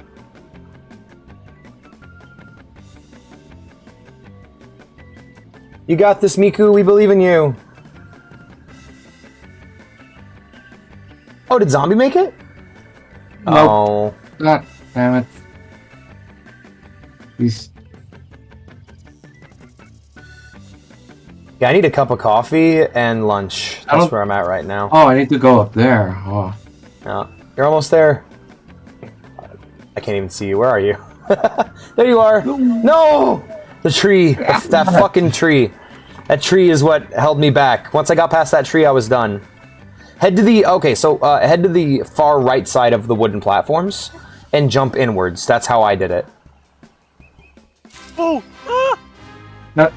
GG! Did you see me almost run off? Yeah, would that reset you? I stopped myself just in time. I have over 10,000 points! Oh no. I got 8,000. There's also an achievement you get for doing this too, if you get the gold cactar. That was fun. But it's on any of the levels. Alright, let's head on back to... But yeah, I was pressing the middle mouse button to mark on the map, and it was auto run, and I thought I was going to run off, and I was like, no! I stopped myself just in time, though. Ah, nice. Didn't realize Butcher Vanity existed. I like this song now. I'm not familiar. No, okay, I don't want to buy any modern aesthetics right now. I plan on keeping this hair to the end of Reborn. Meow, meow, meow, meow, meow. Meow, meow, meow, meow, meow. Back to card game. I guess this is the Triple Triad episode. Poor Pantseed. This one's fun here, too. This little one that's right here, this little gauntlet run. I'll have to come check it out after this. I'm in the middle of the game right now. No, you're good. Just because it's literally, you ever play Super Mario 64? Huh? Remember the first Bomberman level, where towards the top you got to avoid all the bombs? And Yeah, Babylon Battlefield. Mm-hmm. Yeah, that's basically what this is. They have bombs that launch at you, and you have to not get blown off. Bombs? The cool thing is if you get blown off, they'll teleport you back up top if you talk to one of the staff. Neato. It's really short, and it's really fun. You basically just stay away from the bombs when they're about to blow up and just run all the way up to the top. Bombs? Sorry, every time you say bombs, I think of Morshu. Rope, Oh, I lamp thought you were oil, like asking me bombs. what a bomb was, and I was like, I don't know if I could describe that to you without getting put on some sort of list. Bombs. Yes, Snake, a bomb. You guys ever do that like the Metal Gear converse? You guys ever like try to talk like Metal Gear characters? Lately, I've been finding myself talking like Christopher Walken. Christopher Walken. Now you explain who Christopher Walken is in detail. Do you actually know, or do you need me to... No, I'm teaching you how to talk like a Metal Gear character. Oh. Yeah, I never played too many Metal Gear games. That's okay. It's easy. All you do is you have a normal conversation. You start a normal conversation, and then one person will ask you a question, will repeat one of the words back to you in an inquisitive tone, and then you need to explain whatever that is in detail, giving zero thought to how much time you're taking. So go ahead. So it's just like when you listen to women, you just say something they said back to you. Yeah. Okay. So I'll be like, oh yeah, I've been playing Final Fantasy XIV since 2015 or 2016 or something, but I actually played quite a bit of Vanilla WoW there at the time as well. And so what you do is you just go pick a noun. Final Fantasy 14. Okay, you gotta pick a noun. So TJ, tell me something about your day. Both pretty shit. Shit. Yeah. Things didn't work out like how I wanted, you know. I see. I've had date. Yeah, okay. Well, you guys are terrible. What do you expect? You found us on the internet. You expect us to be educated? Educated? I can Oh, no, do it. I fucked it up. That's a. Damn it. I would say the internet, and then you'd explain the internet in detail to me, and then I would pick a word from that, and then we just keep going. That's the internet is like high school, except you can't punch people in the face when they talk shit. And if you want to talk like a Kingdom Hearts character, you swap out every noun for a more epic sounding noun, and you pick one that doesn't make any fucking sense. So like, my day was, instead of saying I had a bad day, just say I had a day that was plagued by the darkness, or something like that. That one's more difficult. We call that day Taco Bell Day, plagued by the darkness. It's Taco Bell Day. Check me out, zombie. Samurai. Alrighty, Ziggy. Sounds good. Sounds good. I'm trying to get lucky enough to beat this person. There we go. When I saw Red Mage debut, it was so cool. I was like, I have to have that. I was like, that's me, I'm a Red Mage. And in the old Final Fantasy games, I always kept a Red Mage in my party. Mm-hmm. But like now they're even cooler, because I like how accurately they fight with the rapier, with the arm behind the back and everything. Yeah. It's really cool. Like they put a lot of thought into it, dude. Mm-hmm. Like even like the stun kicks with Samurai are a different style of kick versus when you use it for the monk, even though it's the same ability. All right, I'm gonna get back into Eorzea. Yeah, it's a different animation. Yeah, it's a different animation execution. Oh, it's rad. I'm gonna go ahead and do the rest of the quests here, and then we'll head back to the mainland. Air Force One. Yeah, I did my dailies at the Gold Saucer. All right, lift the Ooh, Air chocobo. Force One. That's a fun one. You'd like that one. Hey there, Early. It's, Should you be looking to return to the here. entrance square, this path will lead you there. All right, yeah, okay. We'll talk to them after we're done here. Beep beep beep beep beep beep beep beep beep beep beep beep beep all the time. Were you gonna come to the Air Force One or no? No. I'm just Okay. talking to people. Passion for fashion. Luena is frustrated with the new challenge and needs to unburden herself. I dressed precisely as I was told. To receive such dreadful score, not to mention the humiliating criticism. You wish to know what's bothering me? That as well, for I wish to unburden myself. I have been having a frustrating time with the fashion report, and the challenge they recently introduced. Yes, I who can play any game here blindfolded and spun around, struggle with it. To be fair to myself, though, it has a subjective element. If you have a mind for fashion, perhaps you'd like to try your hand at the challenge. Go to Wonder Square and seek out Masked Rose, but be warned. The barbs on that man's tongue have barbs on their tongues. Let's get another quest from you. How dare they claim it wasn't a proper Yaku? Don't they know a winning hand when they see one? Yes, what do you want? I'm afraid they found me rather foul. You found me in a rather foul mood.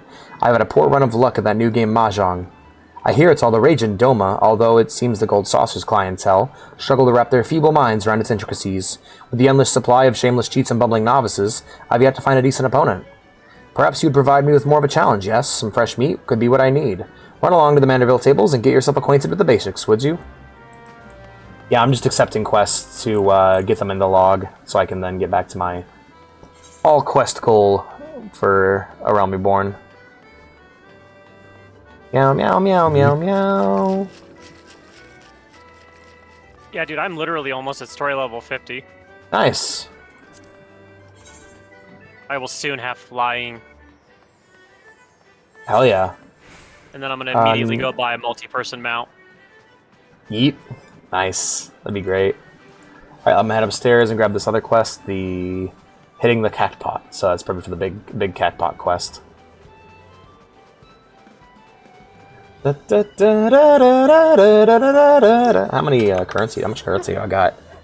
I just love how it's 6,000. classic FF7 Gold Saucer music. It's great. Hey, Cactpot Broker. Welcome to the Jumbo Cactpot, where the Eorzea of your dreams is only 4 digits away. Can I tempt you with a ticket, sir? Yes. Excellent. Let me enlighten you as to how it works. First, you purchase a Jumbo Cactpot ticket from me, then you pick your 4 lucky numbers, anything from 0 to 9 that tickle your fancy, and inscribe them upon your ticket. After that, simply wait till we announce the winning number to see if you have any matches. Check your digits from last to first. The more matches you have, the more Manderville Gold Saucer points you win. If If your numbers match, then ding ding ding, you've hit the jackpot. You'll receive an embarrassing large number of MGP and extravagant prize besides. And with the jumbo jackpot, the more participants there are, the grander the prizes become. Just imagine how many MGP you stand to win if all your friends and allies join in the fun. When the time comes to draw the winning number, look no further than the lovely jackpot cashier. She'll provide you with everything from first prize to consolation points. Last but not least, I will be here to assist you day or night if you are ever at a loss. Make sure if you're going to do the lottery that you try to be logged in 30 minutes before they do it, because if you pick your winnings up within an hour, you get a bonus. So even if you only get the consolation prize, you still get a bonus, which is good money. Alright, hell yeah. It's like a 13% increase. But yeah, basically tell everybody you know in your area and your realm to buy the tickets, because they have to meet a certain quota of sold tickets. So even if you won the jackpot, if they didn't sell enough tickets, you still wouldn't get the bonus prize, Chocobo Ring. Okay. So basically, bug all your friends and guild members and be like, "Yo, guys, you need to buy tickets. Just buy one at least." 1984. What was 1 year after the Magna Carta? I knew I should have switched those numbers. I knew we switched those numbers. After the Magna Carta. It was 1 year after the Magna Carta. When you get a moment, you can re-invite me to the party. I finished my event. Alrighty, will do. Got an achievement too, so I'm happy.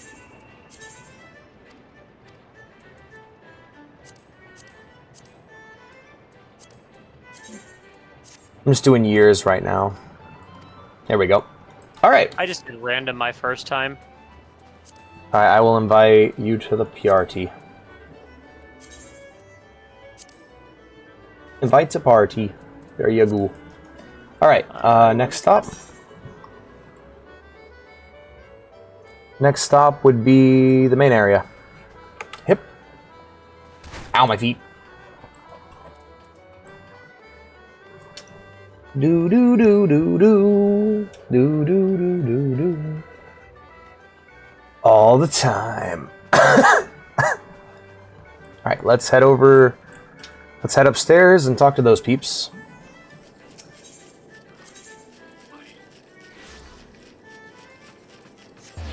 Here we go. Yeah, I need to get some coffee in me. I am getting snoozy. I'd ask Thea about dinner, or about lunch. Alright, up to Chocobo Square we go. Where do I need to go again?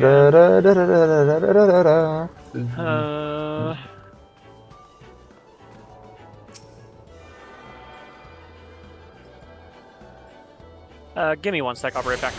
Alright. Registrar. Hey, Race Chocobo Registrar. For those with a need for speed and yearning for competition, the Manderville Gold Saucer provides the perfect solution. Are you content to merely amble through life, shuffling forward step by step at a snail's pace? Imagine the wind in your hair as you cross the finish line atop a Chocobo, the thrill of competition, the joy of triumph.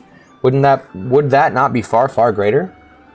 Did somebody say soup? I did, Vintage. I do sound better. Thank you. I appreciate that. I am feeling better, too. I might go get some soup. Ah, but that you are here bespeaks desire already present, does it not? Aye, I think this morn a new jockey is born. Alas, a jockey cannot compete without a suitable steed. A race chocobo, to be precise. Mayhaps you think to nominate your own personal chocobo. If so, strike the thought from your mind at once. Only a chocobo trained for the task will suffice. But fear not, my friend. For it happens we have a surplus of fledglings in need of new companions. In fact, to any who wish to don the mantle of chocobo jockey, the Manderville Gold Saucer will generously gift a race chocobo. No, friend, soup is not for you. No, no, no. Aw. You need only journey to Moogle's Gift Mounts in Bent Branch Meadows, where fledgling race chocobos receive their initial training. Make your intentions known to the trainer named Catering, and she will see you matched with a suitable steed. Hell yeah. Oh, Gumbo sounds real nice right now. Oh, you're dressed as Gilgamesh. Yeah.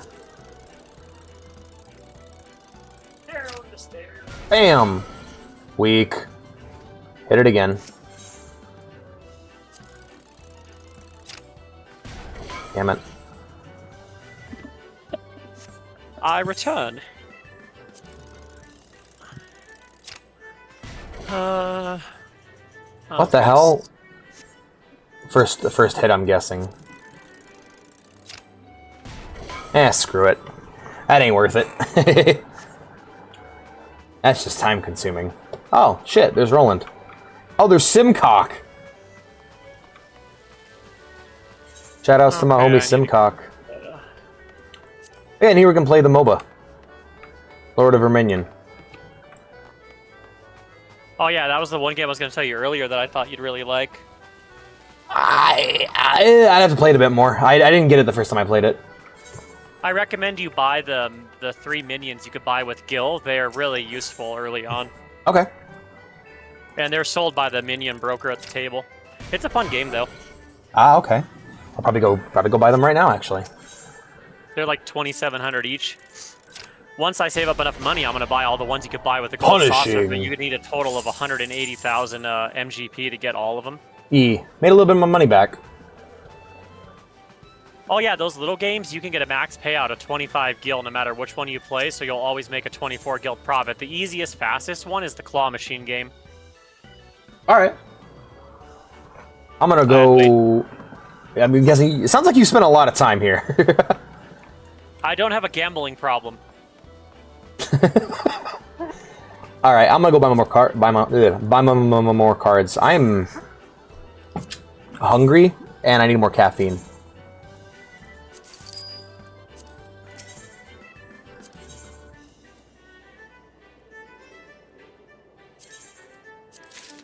There we go.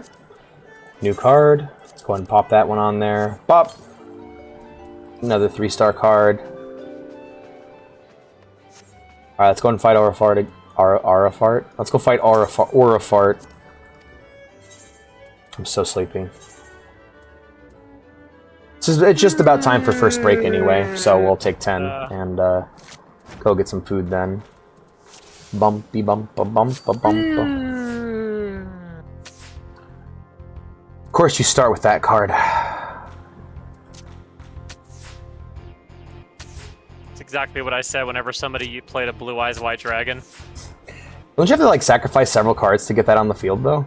In the OG game you didn't. You didn't have to do sacrifices in that. Good lord. Yeah, That OG Yu-Gi-Oh! Was as broken as sounds the anime. busted. I even had people that thought you could just say, oh, I have Exodia in my deck, so I automatically win. It's like, it don't work like that. Well, yeah, You gotta build them. was it busted in the way that the rules were busted, or in the way that nobody knew the rules? No, it was busted in that there was no rules when it first came out. Everyone just went by the anime show, because they didn't come with rule books. Oh, are you serious? That's crazy.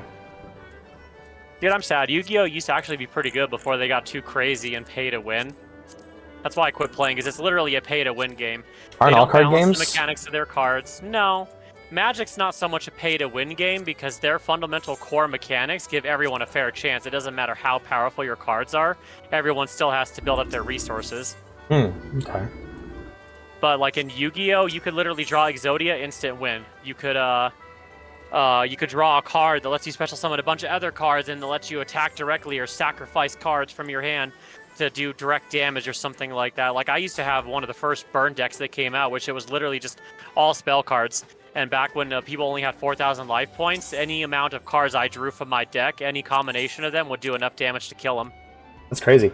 Like Yu-Gi-Oh! I've never had Miller High Life Vintage. The only beer I really drink is Corona and Bud Light Lime. Ooh, speaking of, I should get some bourbon. Oh yeah. It's the heart of the cards, man. I don't know. The heart of the cards is money. Pegasus was right. Screw the rules. I have money. Oh man. Fucking abridged Kaiba was so goddamn extra, and that says a lot because Kaiba's always Already been extra. I do like the secret of romantic undertones of abridged Yugi and Kaiba's relationship. That's one that I have not watched in decades. It has been a while. That was my first abridged series. I watched that before I watched like Team 4-Star or you know. I found Little Karibo shortly after I found Team 4-Star. Yeah, that seems to be the case for a lot of people. I don't know what happened. Oh, to it. you I'll have to re-add motherfucker! it. but my channel had a redeem on there that it was the audio clip from when they're on Namek.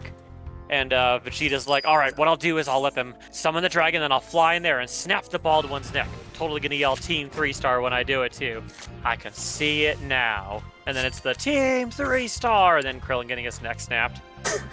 And Vegeta going, amazing. You know, I will admit this, even if it's a little embarrassing to admit. It took me a long time to get that the Team 3-star joke was them making fun of themselves. Yeah. Like, it just didn't really click. I was more thinking of it from the Dragon Ball perspective, you know? Yeah. Same here. I mean, honestly, I'm still rapid. I'll be honest. I haven't watched it all. I remember there was a period of time where, like, you know, maybe it just shows how old I am. Now that I think about it, it probably wasn't out yet. I was a period of time where only the Saiyan Saga was on there. So, like, only everything leading up to Vegeta getting off of Earth. And I'm like, now that I'm thinking about it, I think that's literally all that existed at the time. Yeah. Hey, I got a Goobu card. Hell yeah. I think I got the card and the win on the first match. I'll trade you a Kariba for it. Alright, let's do Mother Mune again. Let's hit it again. I'm crashing so hard, you guys. Go take a break now and get some coffee. Alright guys, we're gonna take 5. I'm gonna go get some coffee. We'll be right back. I'll put on some music while I'm gone. You guys can chat if you want. Alright. If not, do it. Alright. The only ironically enough, the only webtoons, Webtoon to me is that fucking terrible format that keeps showing up on my Dojin sites. Where just out of nowhere, one of the Dojins becomes terrible to fucking read. Out of nowhere because it's all narrow and shit. For the revolution. No! Damn. Alright, lunchtime for Alex. Are you happy?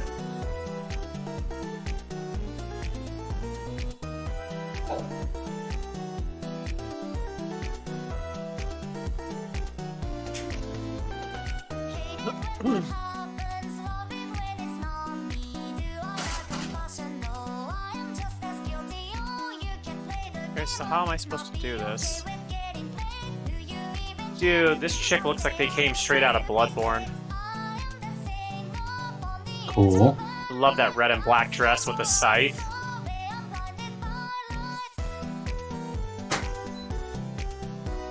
Undertake. You must complete rank 1 in the Grand Company objectives of your hunting log. Okay.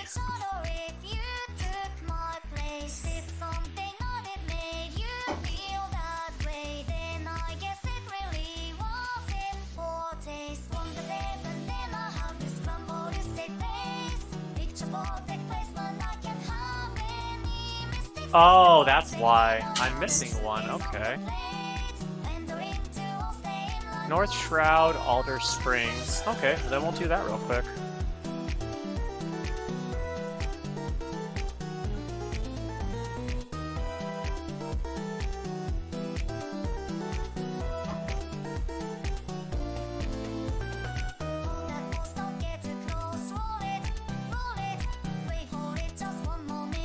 Yeah, whatever. I'll spend the gil. Too lazy to go over there.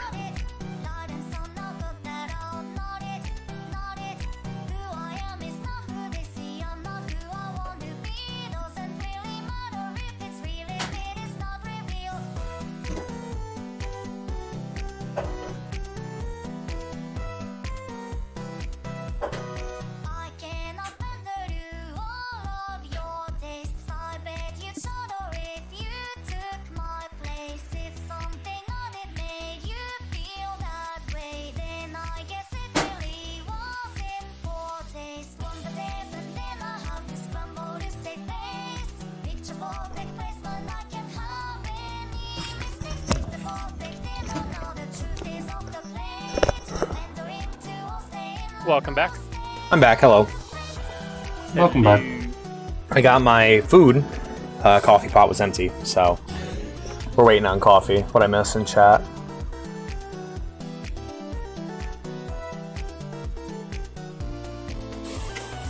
Yeah, I've learned that I tend to seek out beloved art whenever I'm... The only thing I really consume blindly, just where I'm just like, oh yeah, sure, whatever seems like it's my interest, I'll read it, whatever, is porn. Otherwise, I'm looking for the masterpieces. When I show up at when I boot up Webtoons, I want the best shit. I want... What's the Webtoon Watchmen? Give me the Webtoon Watchmen. Give me the Webtoon Dark Knight Returns. And I don't mean in terms of tone or subject matter. I mean, I want the best of whatever you got. I walk into a room and I walk into a restaurant like give me the Godfather of mixed drinks, you know. I just tell people, give me your cheapest alcohol and don't keep it. I'll tell them keep it coming. Okay, no, that's my real answer for alcohol. But I mean, that was just the example I was given. No, I know.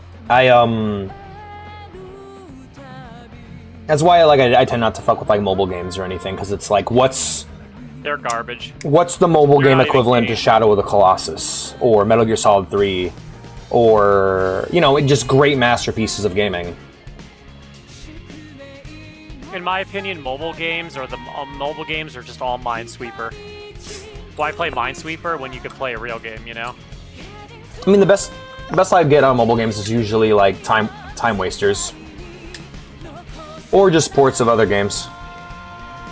So like the reason why... Sometimes why would you play a mobile game when you could just like have a Game Boy with you, you know? Sorry. The reason why I haven't really messed with Webtoon at all is because I haven't heard like, yo, you gotta read this. This is the Evangelion of Webtoons, you know, like something amazing that's like a masterpiece. I haven't seen anything from that in terms of Webtoon. I'm not saying it doesn't exist, I'm just saying I haven't heard of it yet. I heard that with webcomics, with 6 webcomics. I've heard that with Kill 6 Billion Demons. I hear that one's like really good and worth reading. I want that Rathalos mount. Then you and me got a fun boss we're gonna fight. I am there. The Rathalos. Beat me if you want to reach me. The Rathalos fight is my favorite fight in the whole game. It's fucking fantastic. It's entirely skill-based. Oh, I'm probably gonna fail because life is skill-based and I put all my points in the wrong stats. So, rolls don't matter in the fight. I mean, they do, but the biggest thing is that you can't heal. You're given a Mega Potion and 5 charges, and you gotta beat the fight on those 5 charges. You know, like, how fights have, like, AoE markers and tells and stuff? Yeah. For the first Rathalos fight, the one that'll get you some scales that you can use to get, like, Monster Hunter-themed armor, you have that, right? In the second fight, you don't get that. You don't get any tells. You just need to look at the monster, read its animations, and know how it's going to attack you based off of the tells of the model, similar to playing Monster Hunter itself. So it's a lot of dodging. It's a lot of coordinated movement. There's even tail cuts. You can even get cuts on it too, like you can in the game. So it's a love letter to the fight from Monster Hunter. Well, that's the most fun part about this game is it offers so much other stuff from different types of games and genres for people who love that. They're like, hey, we know a lot of gamers love this stuff, so, you know, here you guys go. Hell yeah. Dude, WoW never did nothing like that. Like, WoW was so boring. I never felt unique or like a real hero in the world. I just felt like a guy paying to have an escape that wasn't even a fun escape. Yeah, that's always a bummer to me. I think WoW's really, really fun, but it's just very, very tunnel vision. It's very focused. Yeah, it's monotonous.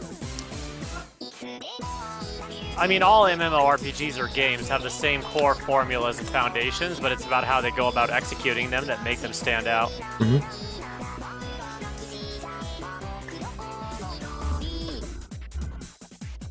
Where are these stupid things at? It says they're here, but they're not here. So what are they, just super rare? Are they a fate-only monster? Is that why they're not showing up?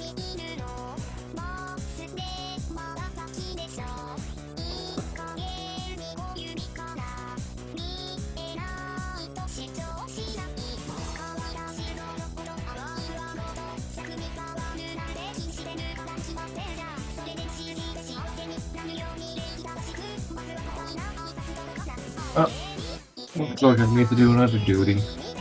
Alright. Make sure you wash your paws when you're done. I'm sorry, sometimes I can't help it. It's like a reflex. Huh? Huh? How you doing, TJ? What?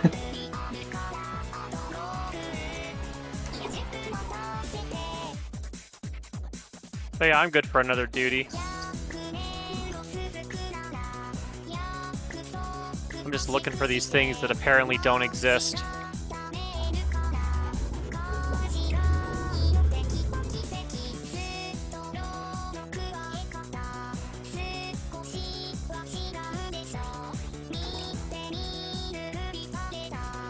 Ooh, maybe they're back here.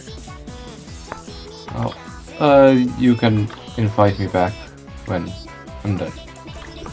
Alright.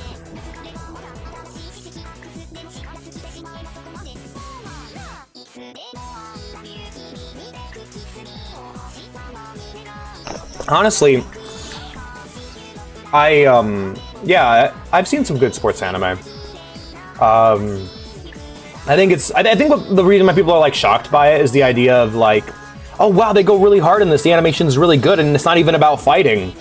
And it's like, yeah, like most other mediums, you can be passionate about anything and turn it into an amazing work of art. Like, just because your anime is about figure skating or soccer or basketball or boxing, doesn't mean you can't tell it. I feel like that's a shock to people because it's just. I've always wanted to make really good anime that had a lot of passion behind them, but they were like really odd things you wouldn't think you'd make an anime about. My problem is. Oh, good. My problem is that base idea of you wouldn't make an anime about this comes from a very closed-minded start. Of if it's not shown in anime, it's unique, and it's like, well, there's been anime about all kinds of stuff since the very beginning. Oh, like, yeah, dude, there's an anime for everything. Like, you can have a superhero anime that's actually a horror story, Devilman. Or you can have all kinds of shit like that. Slice of Life is a good example of that, too. Yeah. It's just... That's why I want to finish watching that house husband anime where he's like former Yakuza or whatever. Oh, that one. You can even get something like Keijo, which is a genuinely great sports anime built off of fan service, where you make up a fictional sport about butt fighting. I thought that was called Drop Ball. Oh man, if Keijo was just about the drop ball guy, that'd be great. I love that episode. That armor was very... Jake loved it. Dude, I wouldn't care. I'd wear whatever armor if it made me immune to ghosts and shit like that. That's a fair trade-off. Sir Slicer reminds me of Blue Wolf. It's the accent. I think Choose Goose is probably my favorite. Oh, Choose Goose is great. No money for me? Then how about a poem for free? Choose Goose is a bro, man. Hello. Hi. Hey, boo. How you doing? You joined during lunchtime.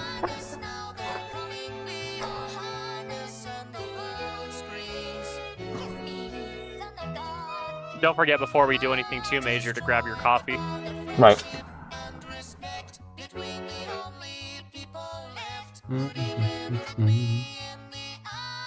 Where are these things? I mean, I could look up a guide to specifically where they are on the map, but I refuse to admit defeat.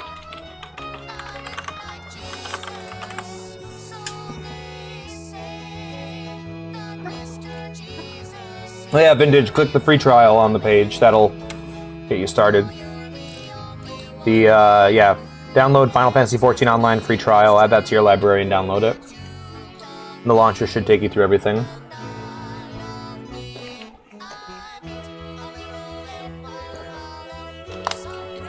BRB. North Shroud, Alder Springs. Yeah, that's exactly where I was at. Oh wow, I almost fell to my death there.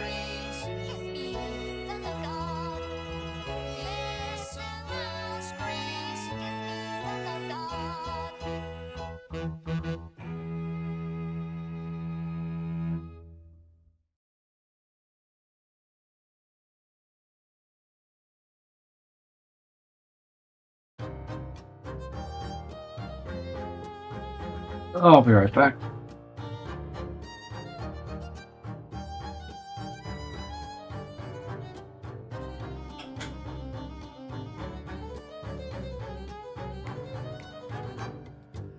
I'm a fish inside a bird cage.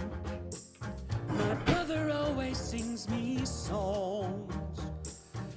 With his beak he tries to soothe me. He makes me feel that I belong. He has a wild imagination and tells me things that must be true. Like there's a world where I can take flight, where I can freely move. So carry me from these walls, brother of mine. Show me the world outside. It has to be true. I'm assuming they have to be a Fate exclusive monster, and that's why they're not here, because this is a small area. There's no way I wouldn't have seen them. He's a very charming guy, Obi. People don't really hate Todd Howard. They have a very, I was thinking about it yesterday while I was watching Wilberger's Oblivion playthrough. People have a very love-hate relationship with Bethesda and the people who work at it. Todd Howard's kind of a character, and he gets a lot of blame for shit, but he really doesn't have that much power. Or he doesn't have full control over the games. He's part of a larger company that has its own cultural issues, like a lot of game companies do. Question though, nerd question. Have any of you guys given thoughts to what your stand would be? If you were to give yourself a stand from JoJo's Bizarre Adventure, what would you do, and what would it be, and what would the power set be? I haven't seen JoJo. Okay, so here's what it is. It's a random superpower. I have an idea what it is. I haven't seen JoJo. Okay. Yeah, mine is, the one I've come up with for myself is Cat Scratch Fever. It appears as a kind of like a golden gauntlet, and it's a lot of it. It's heavily based off of Sweet Fang Zanpakuto, but because I always like that concept. But basically, it's a kind of a glowing golden gauntlet, and whatever it scratches begins to decay, but very slowly. So multiple scratches in the same place will advance the decay. So like if I were to say scratch a sheet of metal, it would begin to corrode and rust. Scratch a person, that part of their body would begin to age and decay. The limits are typically, the more powerful it is, the closer it has to be to you. If it's got a simple ability, it could be fully automatic. So like let's say it can be fully automatic and exist independent of you if it's a weak power.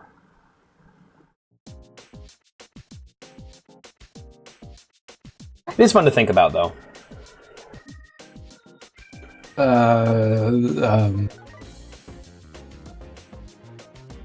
don't know.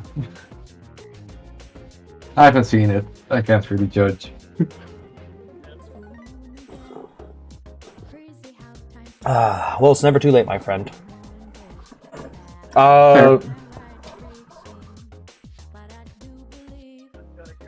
Yeah. There are things I like about Bethesda, there are things I dislike. Fuck! Shit! Spill coffee, be right back. Oh, this house. Fucking house.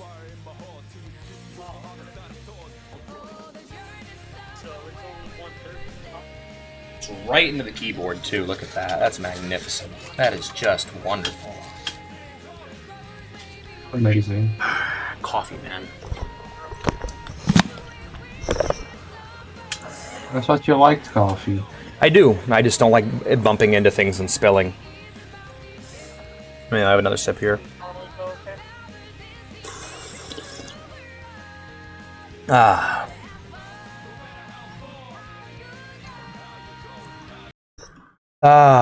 Righty. Okay. Let's see if we can get back to it then. Back to the triple triad, because that's mostly what we've been doing up to this point. It looks like the pause never went through, so that's fine.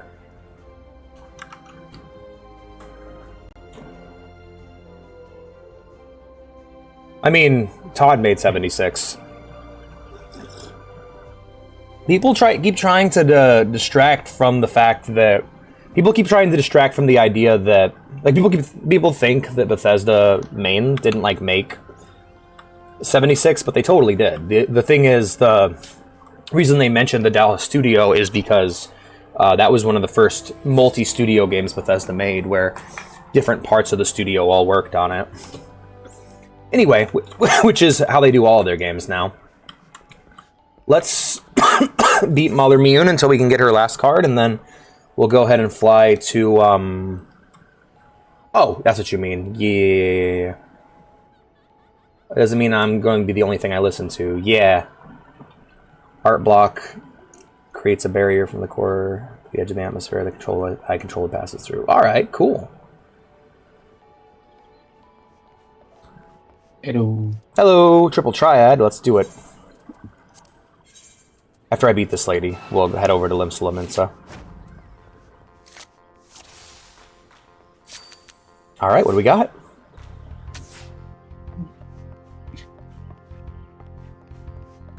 Alright.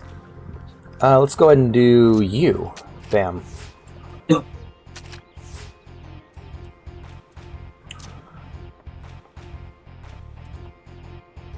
That's mine.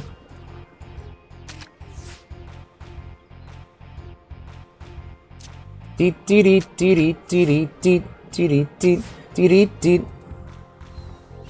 Ah, I see. Alright, we'll hit him here. There we go. And then Alex wins. Drop your fucking card.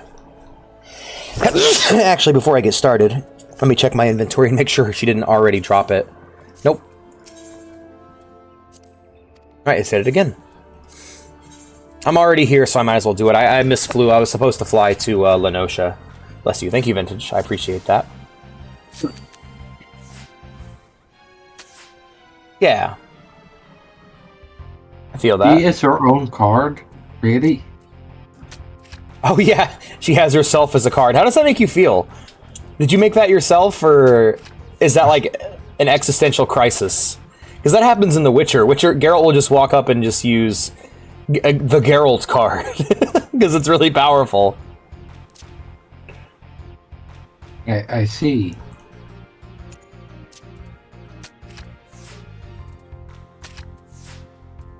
You got the dud point, Dexter. Alright. Made it myself. Beaverton, bless you. I got the Goobu card, a card I already have. You bitch. Alright, hold on. I'm guessing I'm trying to get her to drop the Mother Mune card. What else is this guy spamming in the chat? He's advertising his casino. It's a death roll tournament. Ah. God. I don't know what that is. I like any rule set besides the basic rule set. Oh, you mean cheating? I fucking hate every triple triad rule set that isn't just all open, man.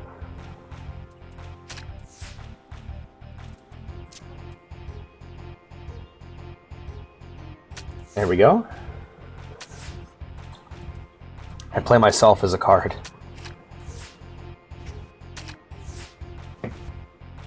Dun dun dun. Bum ba na na na na na na. I wish there was a forfeit button too. That'd be really nice. Save me a lot of time. You know what? I think I'm gonna save triple triad for off stream. That is miserable. I forgot how bad the early game triple triad was. Oof. All right, let's fly back to Limsa. We should death roll in WoW.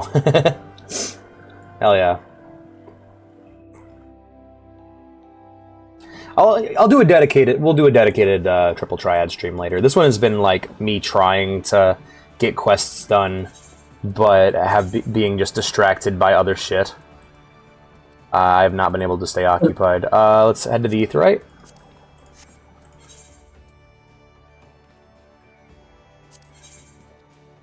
No.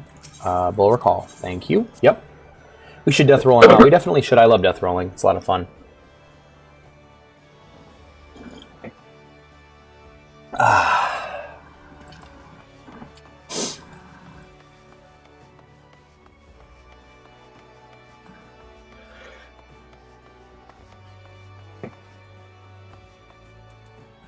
Right. No, I don't need to talk to the Chocobeep. I have my own Chocobo now.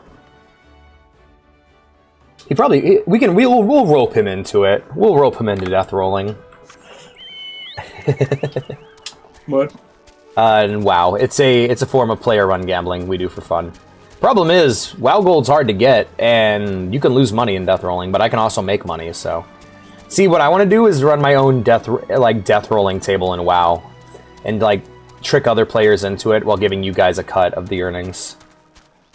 Like, oh yeah, you guys bring a person and you get a cut. Fair. It'd be better if we had a fourth person, though. So me, OB, you, and then whoever we could get as a fourth, we could each get 25% of the total earnings. And bring in the different people. And you guys, we wouldn't disclose that you guys were part of it. You'd just be people who show up at the table. Why do you have the Roblox sick hat? Because I'm sick. And I liked it. It looked cool. I didn't even have to pay any Robux for it. You bring a person, you get a cut. Ooh, a pyramid scheme. Hey! We don't call it that. It is that, but we don't call it that. It's something else. I don't have a name for it yet, but it's something else. It's like a triangle plan. You've certainly proven you are not one to let obstacles stand in your path. If only these supposedly pioneering pirates were half as industrious as you. Expanding borders is all well and good, but the Admiral ought to know what rugged frontiers can't be settled by layabouts. Okay.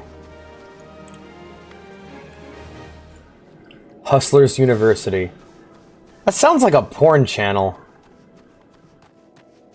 It's not. Out to dry. Let's go get that quest over there. It's some shit Andrew Tate runs. Ah, great. Oh yeah, the human trafficker? Yeah.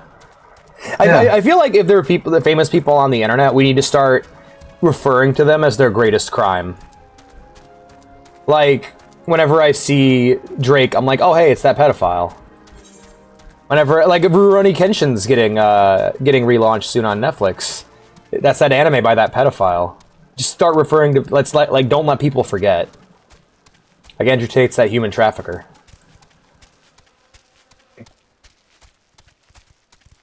The damn titles this whole time.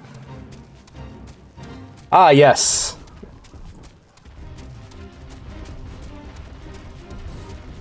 Ah, that human trafficker's running for prime minister, huh?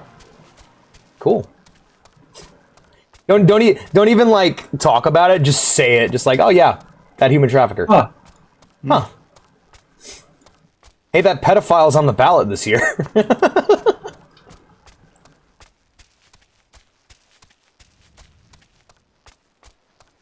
What terrible thing have I done? You just be OB. I like you guys. If you're the kind of person who I'd refer to that way, I don't keep you around. There's nothing to be gained. Osh is that horse fucker. Destiny's that woman, that wife beater, that woman abuser. What was the other one? Oh yeah, the anti-Semite. What the fuck was his name? Hassan Piker. Hassan Piker, that anti-Semite. Udovika, the sky-lipped operator, is looking for someone to assist her megalocrab rows. Oh, for the love of Limlane, not again. The leather's ripped to bloody shreds. No, there's not a lie with me breeches, ye cheeky sod. It's the megalocrabs. They've been at the balloon envelopes I left out to dry on the rocks. Those hellspawn snippers, they think they found a squid or something and set to nibbling. Less balloons in the air means less cargo getting lifted, and that don't sit too well with me. You looking for a quick job? How about you crack a few shells before you head off on your way? If you could put down about 5 or so of the buggers, that ought to do for now. Hello, Drain Eye Hater. Hoof Hater, yeah. Certified Hoof Hater, certified. Certified lover boy, certified pedophile. Wop, wop, wop, wop, wop. Dot, fuck him up. Ah, God. Good times. Time to fight a titan. Human society hasn't been collectively happier since we all got together to call Drake a pedophile. Like, I feel like there was a certain joy. I feel like that was the peak of 2024. Was not like us coming out. Felt good to be part of something bigger, you know? That was just a few months ago. Those were good. That was a good time. That was last year, my friend. Alright, I'm back. Sorry about that. Welcome back. I went to the bathroom and then I realized my beans were done, so I mashed me some up and put some rice in for a food bowl. Hell yeah. Hell yeah, beans. Is your favorite flavor of ice cream vanilla, Obi? Is your favorite type of pizza cheese pizza? Mine is. At me. I was talking to, I was in this chat. I know. I was just like saying for chat to know. I was like, yeah, chat. Mine. No, is. I was going to tell a completely unrelated story. I got in trouble in this chat a while ago on Twitch because I was just like, I was talking about like how I said like pineapple pizza's the gateway to interesting pizza. If you don't like pineapple pizza, I assume you enjoy cheese pizza and missionary. Like Hey, pineapple pizza's the doggy style of pizza. It gets you going to new places, interesting places. I don't know. I feel like doggy style is a staple for gays, though. So you got to be more creative with that position. I feel like your kinky meter starts at like I feel like it starts higher if you're gay. Like you just get it's like a racial passive. You get a boost. You get a boost to your kinky I stat. must have been born without that because I tell people I am vanilla in all aspects of my life.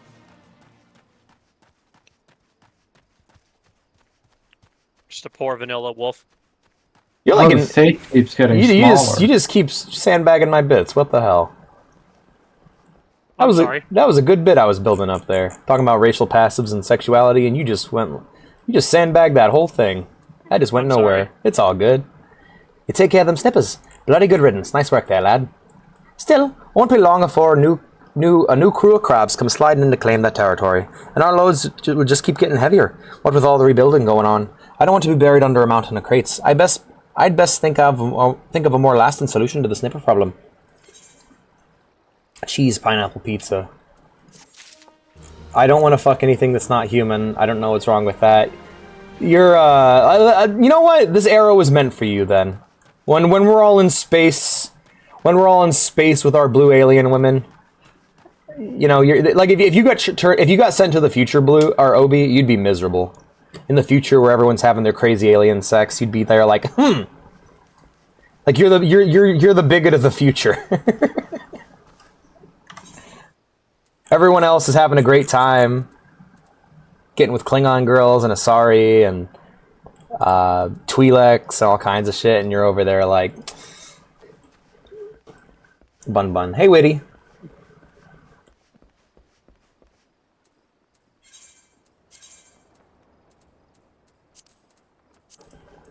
Yeah, I really didn't mean to sandbag you. Oh no, it's okay. It's all right. I know. I felt like there was a really strong concept there, and it's like, oh, okay, that concept's dead.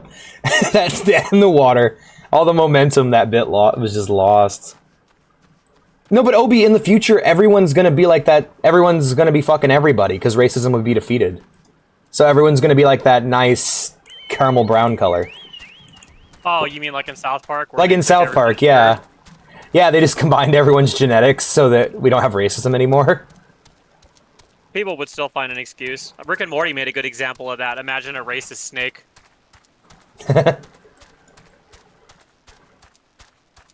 Yep.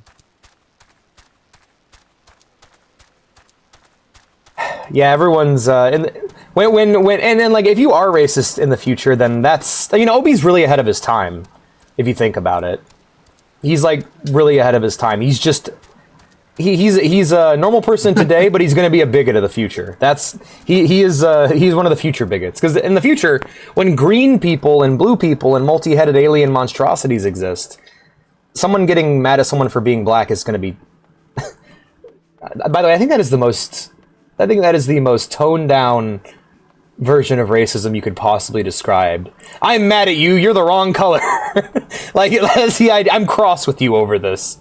It's I mean, I have said that once, but it's only because I got a piece of art printed and they fucked up the printing and it came out the wrong tone of color. And that's literally what I told him. I said, I'm mad at you because this is the wrong color. Ah. I won't let the gooning get to me. It's not gooning, it's embracing the future, my friend. I only recently learned what that word meant. Yeah, I thought it meant being a silly little goon. I thought it meant being like a bat, like a guy, like, hey, get the bat, you know? Like being like going around telling people I'm a goon. I'm gooning it up today. Yeah. It's like when you're old and you try to use slang and you don't know what it means. Or vintage. Did you know? Did you leave after a certain point when you realized it just became race theory?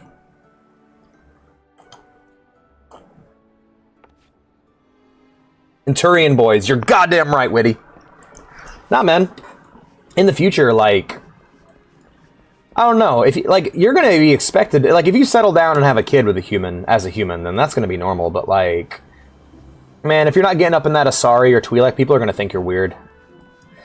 Well, it's like I always tell people, if you're a furry and you get isekai'd into a fantasy world that has talking beastmen and you don't ask one of them to date you right away, are you even really a furry?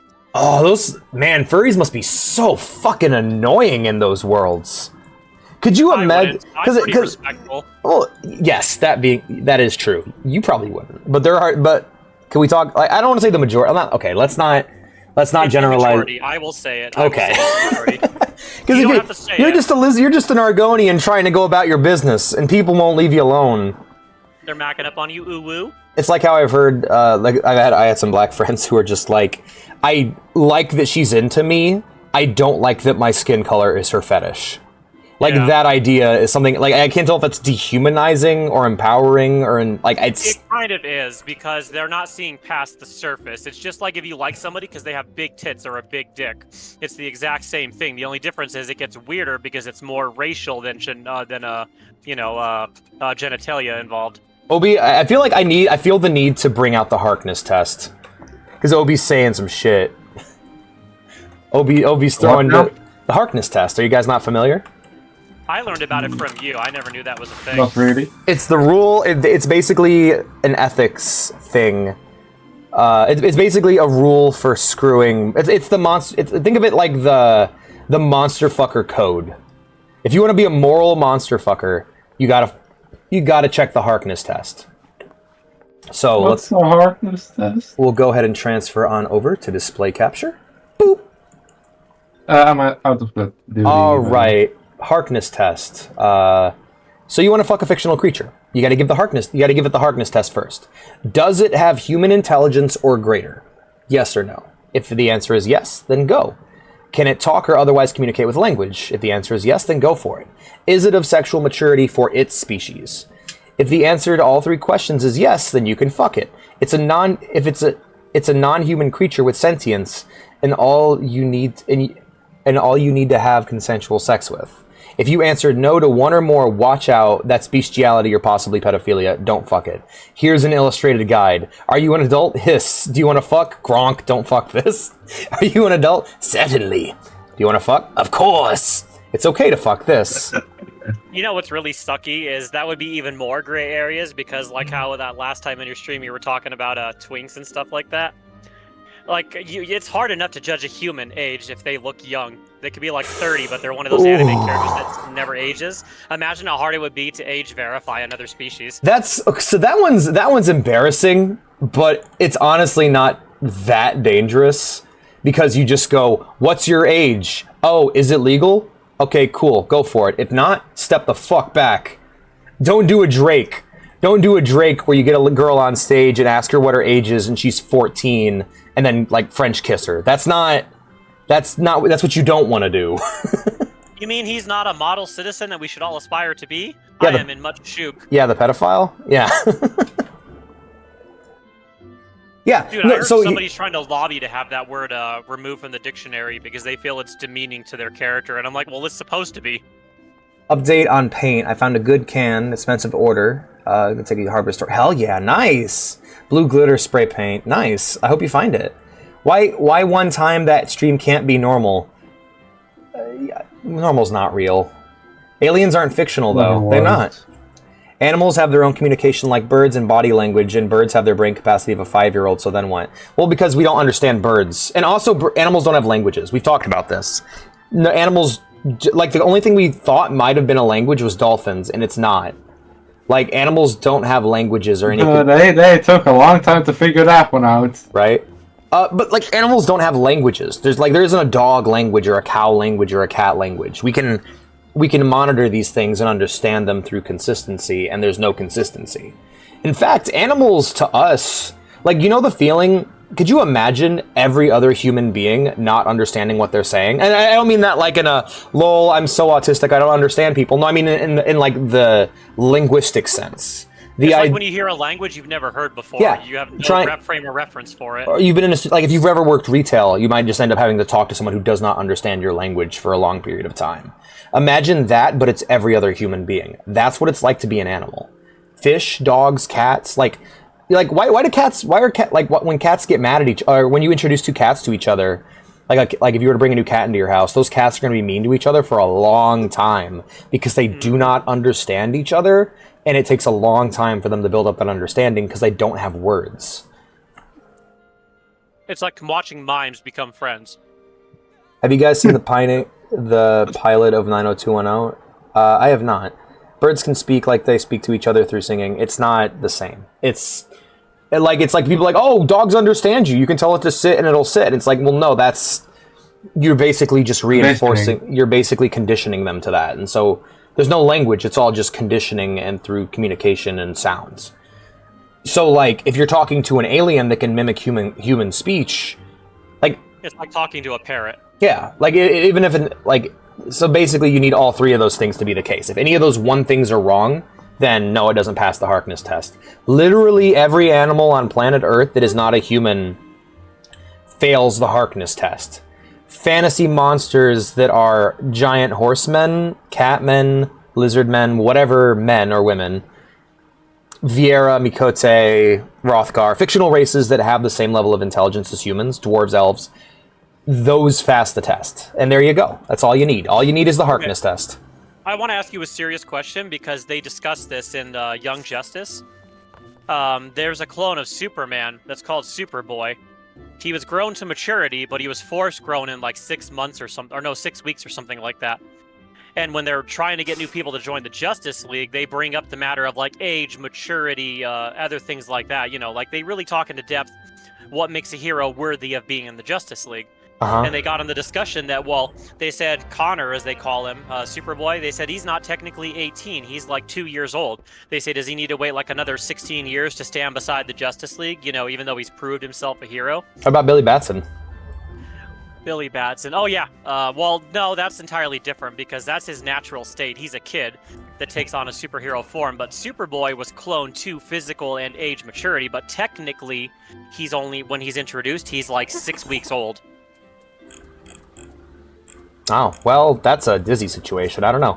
Because, like, that's not based off of any morality. That's based off of the personal rules of the Justice League. If parts of the terms of service is that he has to... If he didn't read the TOS... Or he was forcefully cloned against his will. Yeah. Oh. That's getting into, like, Homelander territory. Shit. Because, I mean, it is interesting if you really think about it. Like, if you could discuss it intellectually, things like the Harkness test and that, it's like, where do you decide is an acceptable line, or where do you decide okay, is no, not a gray area? See, that doesn't, like, that's a different thing. That's a different conversation. Because it's like, if the answer is, can you fuck Superboy? The answer is no. Because he's a human or a Kryptonian, and he meets neither age. Well, that's why I asked, because he's an alien, technically. So yeah, you know. it'd have to be... Honestly, what I would say is it has to be of maturity for both species. That's the one thing I'd change. Because if it's like, oh, these alien girls, they reach maturity after 1 year. Well, that's nice.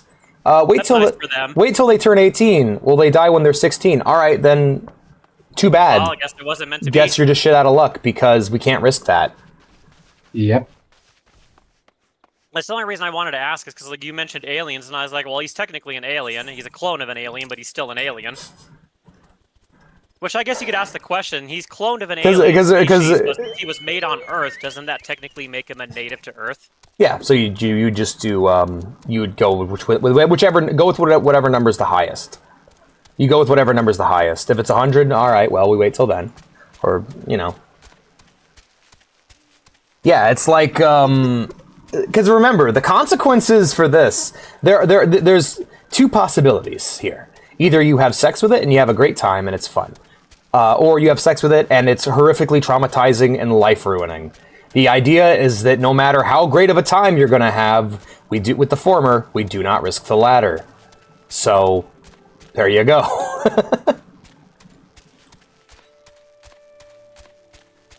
See, it's like that is kind of a jokey thing, but that's a possible thing we're going to have to deal with as humans eventually, Oh, maybe. yeah. Maybe. If there is other life in the galaxy that's within range of us, then yeah. And then here's the better question. I say this sort of jokingly, but not, because this will probably be a reality. Maybe not in our lifetime, but it'll be a reality at somebody's lifetime down the line. But like how you get these people wanting to marry their AI girlfriends, the little hologram things they have in Japan and shit. Mhm. It's like, okay, well, what's going to happen when cloning becomes a common day thing, you know? Is it acceptable to clone yourself just because you're lonely and don't want to technically die alone? Like, is that ethical? I mean, the idea of cloning anybody, creating a new life, is going to be something we're going to have to deal with ethically. I'll be honest, I'm not even concerned about cloning. We haven't figured out parenting yet. Once we figure out how to use our own bodies to create life and maintain that life well, then we can worry about cloning. But that future is fast approaching. Yeah, that's what I mean. Like, it's the old argument of we've been to the moon and we send shit to Mars, but we don't even know all of our own planet's forests or deepest oceans. Mm-hmm. Like, human beings are always overstepping their reach and their boundaries. Yeah, Obi's not going to have a chance to be bigoted against the alien fuckers. He's not going to live long enough. And in fact, there's a strong possibility that nobody in his family is going to live long enough. In fact, there's the strongest possibility that not a single human being is going to live long enough to see that. Yeah, and if they're not interested sexually, they can't. The idea is that they can consent. That doesn't mean, oh hey, they're the right age. They can talk and they can say yes. So I'm just gonna start fucking it. They have to say yes first. Oh, I wanted to mention this because it made me think about what you said about your one friend, how he was like, oh, she's into me, but it's kind of weird that she's into me because of my skin color. Mm-hmm. Imagine if you went to a fantasy world and they were predominantly beast creatures and humans were few and far between. If not, they'd never seen a human before, you know? You were the only human Homo sapien thing there, and everybody was super into you because you were so different. I guess it would be the same thing. It's like, wow, now I know what it feels like to be an anthropomorphic animal and have some weird creature perv on you, just because you look hot objectively. There's also the idea of like, what role are you serving there? Because like, let's say it's a hyper aggressive race. Like, let's say like orcs, for instance. Orcs from Warcraft, they have been shown to eat human flesh. So like, is he gonna once he's finished with you, is he gonna have you as a snack? That's someone's fetish. Yeah. Not mine. Well, that's like people say, Spider. well, what if I they swear. wanted to keep you as a pet? I'm like, well, I mean, if they feed me and they're nice to me and I get laid, you know, Yeah, that's all a guy can ask for. there's a difference between being a pet in the bedroom and being a pet. Yeah. Yeah. But the thing is, Obi, that's not going to stop people. Like, it could be the least conventionally attractive thing in the world, and people are still going to be into it. Yeah, people still like Roseanne and Oprah. That's mean. Yeah. But I mean, they're not the nicest people, so.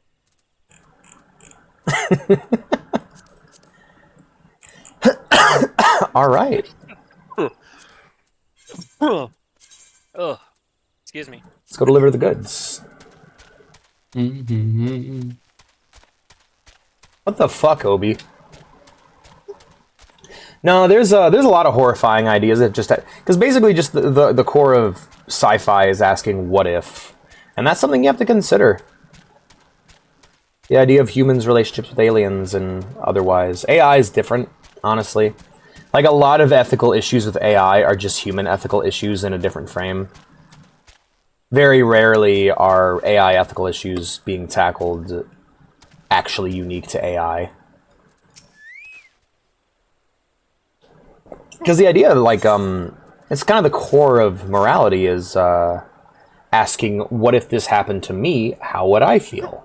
And how would I want to deal with it? And so you kind of move outward from there when dealing with aliens or something that's not human. You'd first use your own experience as a framing device, and then try to find out whether or not their experience conflicts with your own. So, like, AI is a lot more like... Not to mention, real-life AI isn't real AI. We don't have real AI yet. I don't know what this is, but it ain't AI. Yeah, I don't think we'll ever have AI. I think something like us is too complex to... maybe now, maybe like in a few thousand years, if they actually can copy human consciousness, but like as it stands, I don't think you'll ever be able to create something as complex and unique as a human being. You'd have to be able to create it, you'd have to be able to recognize it, and you may just do it on accident. And if it happens, there's a possibility that we have AI now, like real AI that's like human-like, sitting on some fucking hard drive somewhere in a warehouse. Yeah, some asshole out there accidentally created Skynet. And we just didn't know, because we don't even understand our own minds, our own psyche. Like, that's one of the reasons why I get so fucking frustrated whenever people are like, go get therapy, go get more help or whatever, you know? And it's like... It's not that simple. They suck. Therapists are terrible at their jobs. Most therapists shouldn't have their jobs. They shouldn't be allowed to practice. Well, they treat everybody like you're the same. Like it's one medicine they could feed to everybody to make them better, when everybody's different in how they experience things emotionally and physically and how they think about things or themselves. There's so many complexities. You can't just apply the same mathematical formula because it's all different equations. Yeah, the idea is just... Therapy's a good idea in theory, but it was never really worked on or perfected for the individual. It was only for the group as a whole. Yeah, that's my biggest issue personally with therapy, is that the moment anything goes like, oh, the measure of a... Like, basically, as long as the measure of a healthy individual is not individual happiness, it is instead how well they function in a society, therapy will not move. Mental health will not improve, because that is a falsehood that we have built it upon. Because that runs off the idea that society is fundamentally good. The idea that all of us living the way we live is the way we're supposed to live, which it's not. So we'd have to take a step back and tear it down. You think Osama bin Laden had hard problems with his hard drive? Oh, yeah. Yeah, Osama bin Laden had the only AI on his hard drive, alongside with a bunch of anime. And CSGO. If you have the money, if you have the financial backing to seek therapy, you should seek therapy. However, similar to a doctor who's making you do dumb shit and giving you drugs that don't work for you, if your therapist is fucking up, move on. Like, I was on medicine that did not help me and actively made me sick for a huge chunk of my life, because I needed therapy and we had one therapist. And if it didn't work for us, that's it, you know? BetterHelp's not a bad idea, it's just I don't think they should be charging for this at all. My issue is the idea that this isn't something we just have. It's a basic necessity that should be seen to. Like food and shelter. Healthcare, yeah. Love, affection, you know, things like that, that all not just humans, but all living things, no matter how Therapists don't give medicines. Checkmate, I guess I'm wrong about everything I'm saying. No, it's, I don't know who it was, but I don't know the specific terminology for it, but what I can say from my experience is that I was mishandled. Self-medication isn't the solution. It's better. It isn't the best thing. Sorry, it is the best thing. Right now, it is the best thing I got. Because I can spend $40 once a month on a bag of CBD gummies that help my anxiety. Or I can spend far more on actual anxiety meds. And a therapist that may help me, but I don't got that much money. So right now, yeah, self-medication is the best thing. It's a matter of controlling it and not letting it become a problem. Like anything, like eating. If eating ice cream makes you feel better when you're depressed, more fucking power to you. Just don't do it to the point where you get so overweight you get diabetes and it kills your health, you know? Why are you always stressed out? Because it's the best thing. See, the best thing doesn't mean the best overall. It's the best I can afford right now. It's what I got. It's what I can have.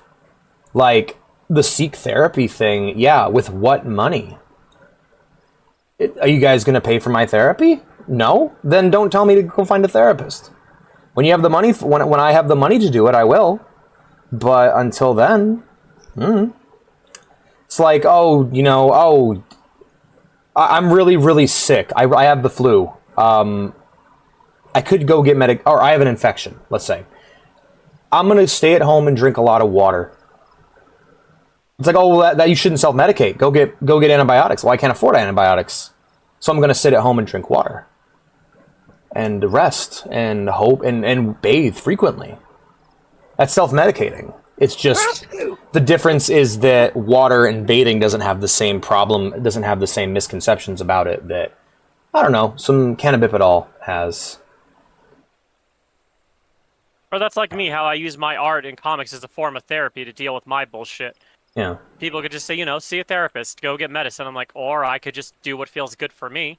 I don't need to see a therapist to know what's wrong with me. I know exactly what's wrong with me. If I had the money, I would do it, but I don't, so I don't, and I can't. It's like, do I want to eat this month, or do I want to go to a therapist? I'd like to eat. Yep. I tell that to people all the time when I'm sick, and they're like, oh, go see a doctor. I'm like, I can't afford that. They're like, well, what if you're dying? I'm like, well, then I guess I'm dying. And they're like, you should care about yourself more. I'm like, I can't afford to care about myself anymore. I can barely afford to care about myself as much as I do now. You shouldn't have to pay the therapist, and you shouldn't have to pay the therapist until they actually help you. Like that's a constant thing of like, oh, I'm a success story. Yeah. When I'm healthy, I'll pay you. While the Oaf, a resident of Mirror Planks, is seeking someone to assist him in his work. Can I interest you in another job? Lost. This one will ask a little more of your skills, I can promise. What I need of you is to swat some of these hornet swarms you see buzzing about the place and collect their husks. About 4 bags worth should be enough. What am I going to do with the pile of dead Vilekin? Well, the sooner you give them to me, the sooner you'll find out. Sounds like a necromancer to me. Ask Jingle for money and then move to New York. Yeah, wouldn't that be nice? If I ever lived in New York, I'd be that asshole that always went, I'm walking here. Oh. I'd only do it around my New Yorker friends, though. Yeah. When a neurotypical person tells somebody who's mentally ill to go get therapy, what they really mean is shut up. Yeah. They just mean shut 100%. The fuck up. They just mean stop talking. Stop bothering me with your problems. Hide your issues, please. For the sake of me. It's like, hide your issues like I do, so that when I have children, I can take it out on them and fuck them up. Oh, yeah. Just move over to Denmark, because fuck it. Seriously, I've considered it. Invite me back to the party. Sure thing, we'll do.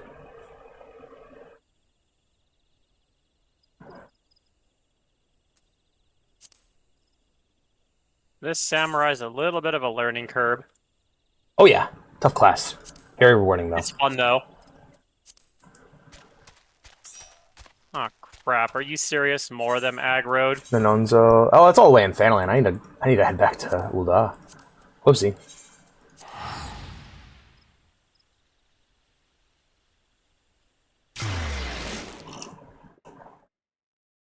Like, I don't have any desire to not get therapy. I just don't think I think most therapists aren't deserving of their work. Like, if I'm going to be paying for this shit, it needs to be luxury quality, and it ain't. Yeah. Why is everyone dead here? But telling your telling your problems to people also drains their mental health. Yeah, isn't that funny? I always think about that. It's like, don't trauma dump. It's like, don't tell me what to do, motherfucker. Yeah. I'll do what I want. You got a problem with it? Leave. And that's my take on the matter. It's like, look, we all got weaknesses, we all got strengths. If me talking about my issues bothers you, then you don't got to be around me. It comes with the territory. There's a lot of human beings on Earth. You can go ahead and just re-queue and find yourself a different place if it ain't with me. I always tell people I'll have more fucking respect for you if you just say you don't want to be around me and my bullshit instead of lying or making up excuses to not be around me. Yeah. I have nothing. Be fucking adult about it, you know. If you don't want to be my friend, tell me you don't want to be my friend. I'm not going to sit there and hold a boombox and play Peter Gabriel out your fucking window and beg for your friendship. That's specific. Mostly because I saw a South Park episode where Stan was trying to get Wendy back by playing Peter Gabriel on a boombox. Better me, honestly. I'm not gonna pay for friendship, Witty, you know? witty, my friend. That is not. You can't. Look. You say that. Yeah, I agree. I agree with you. It's better to meet with a specialist. I don't have the money. It costs money that I do not have.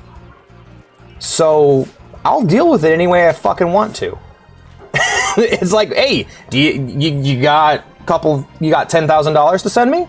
Because if so, hell yeah, I'll do exactly that. I will end the stream right now, and I will go and find me a therapist. But I don't got money. No, it's the same problem. Don't tell people to do things okay, my answer to you is, what should I do? Should I just sit here completely unmedicated because you disagree with the solution that I found?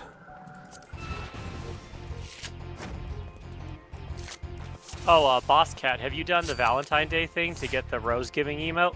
No, not yet. I need to. I'll go and find that soon. Britannia, I think. It's very simple. Like, it should take you maybe 30-ish minutes.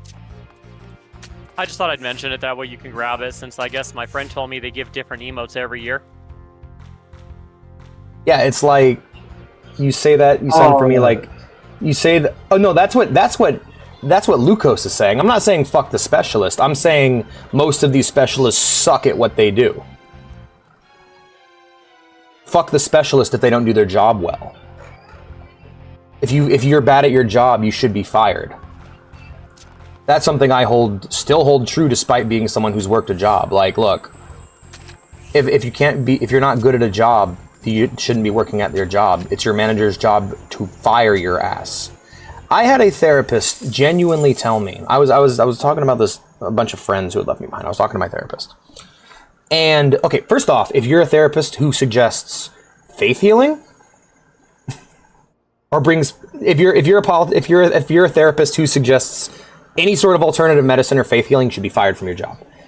If you're a therapist who takes a shit on camera while in a Zoom call with your customer, you should be fired from your job. If you're a therapist who tells your... I was dealing with a situation where I was feeling very conflicted over a falling out I had with some friends. My therapist got confused and angry at me and started yelling at me because I felt more than one emotion at once. She's like, no, but which is it? And I'm like, it's both. I feel both guilty and happy to be free of those people. And she's like, well, you can't have it both ways. And I'm like, motherfucker, yes, I can. I have been in situations like that. That bitch should have been fired. I was like that when I worked for the Safeway Deli. This is going to sound really bad because I'm a man saying this, but this girl they hired, they should not have hired her for the deli. They set her up to fail. She's very short. Mm-hmm. She cannot reach any of the high stuff to pull out of the ovens and that, and even the stuff on the low shelf, she's scrawny. Like, that girl weighed all of 90 pounds. I have a therapist ask me if I've considered praying about my problems.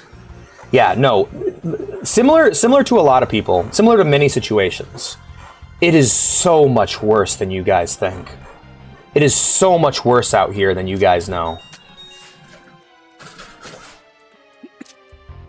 My girlfriend has people, there are the level of shitty people there are out there is so much worse than you guys know.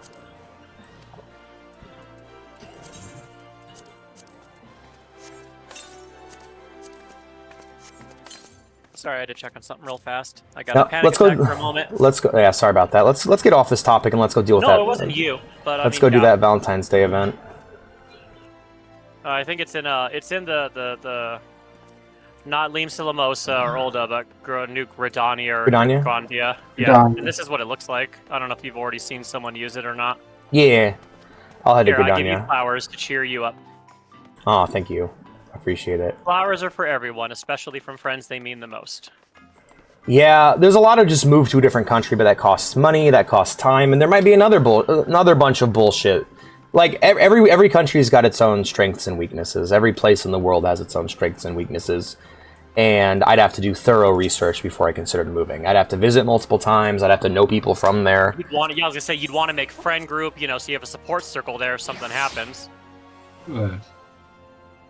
Yeah, Witty. Like it's a lot of these things. Like a lot of people will look at other people's reactions to things and just go, "Oh, they're really upset about something that doesn't matter that much to me. They're acting crazy."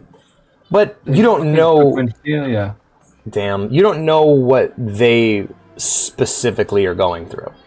Like, there are like if I hear a bad story about something, I tend to lock that in as part of my, not my personal experience, but my understanding of something.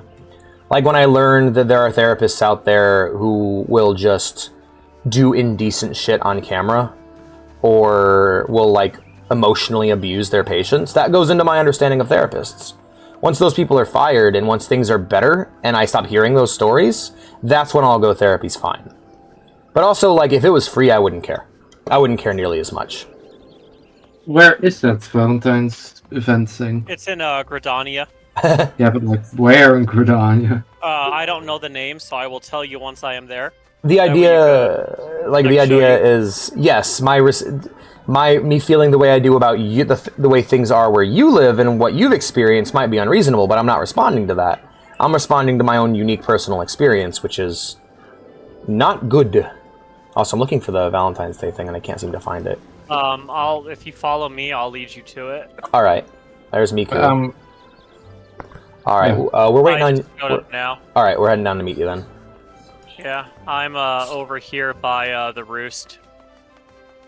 And it's at that, I don't know where it's at and which part, but it's at that one area that's that big center stage. Oh, I know where. Now it'd be really funny. It'd be really funny if it was a situation like, yeah, guys, heroin's the only thing that works for me. I know where it is. That's a different thing altogether. I think it's amphitheater. Yeah. Thank you. I was trying to look for it. What kind of studies are you? Clown biblical studies or what? Yeah, it's because nothing's based off of merit. It's all based off of money.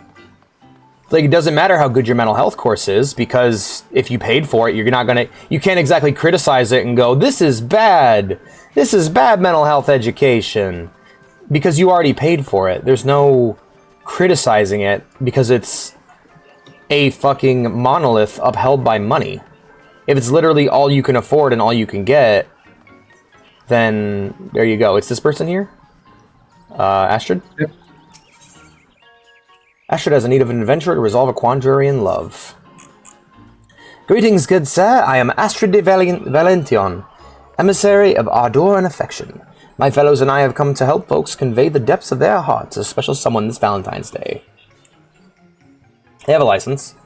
Yeah. Remember. All... November. Yeah. No, the whole, college costs money. If you have the money to get the class, there isn't much you can do about it. You do the class, you get the piece of paper, and you hopefully use what they taught you. And hope the job market doesn't suck. Mm-hmm. And not every 10 years of experience. If you're a bad therapist, you can work a whole career being a bad therapist, because we don't know what good therapists are. If you're a bad brain surgeon, well, we're gonna find out. We're gonna find out real fucking quick. If you're a bad engineer or a bad brain surgeon, we'll find out real quick. So basically, the only time where education gets critically analyzed, anyone who's in college, anyone who's really serious about their college education will get so mad at you for saying this shit, because you're telling them they're wasting their life, because they are, but still. Agreed. Yeah. That's good to hear. Education should be free for everybody. If they really cared about the betterment of the country and the people as a whole, they would provide every opportunity for every single person to get whatever professional education they wanted. I agree. For this year's event, we are providing people with bouquets of roses to help them make their feelings known. But as it happens, a botanist who is kindly providing us with the flowers, a man named Lorovic, appears to be having difficulties of his own in love. As emissaries, we should like nothing more than to assist him, but we're given to understand that the situation is complicated. That being the case, might I trouble you to act in my stead? That's cool, Obi. I'm glad to hear that. We are in your debt. Without further ado, please seek out Lorovic and lend an ear to his woes. He is like to be at the Great Loam Growery. Other jobs where you can't, where like the education mattering actually matters, is art. If for your art degree to mean anything, you need to be good at art. You can go to college for being a painter and still be a shit painter. Adolf Hitler, I feel like cough going cough. to college for being an artist was a weird concept because something like art and music are subjective. Just because you play pop music and people shit on pop music because your area is mostly full of metalheads and shit like that doesn't mean you're not a good musician. Well, what kind of music? Pop music, for example. Pop? Okay, no, that means you're a shit musician. You could have picked a different genre, though.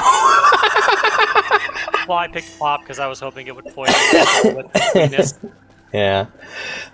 No, but yeah, you're right. It's fully subjective. Even being able to teach art is difficult. Because You art can't really art, teach art creativity. You can being, teach the foundations. Yeah. Being a good artist is something that's very difficult. Because you have to be creative, but you also have to be skilled. And sometimes you have to have that drive to push past because anybody can be an artist. Yeah. It's not like being a brain surgeon. Not everybody can be a brain surgeon, just like not everyone can be a cop or a firefighter. Those people are literally just built different, emotionally and physically. But being an artist, something like that, anybody can do. The founding skills are there. The books are so cheap. The tutorials on the internet are free. You can literally teach yourself.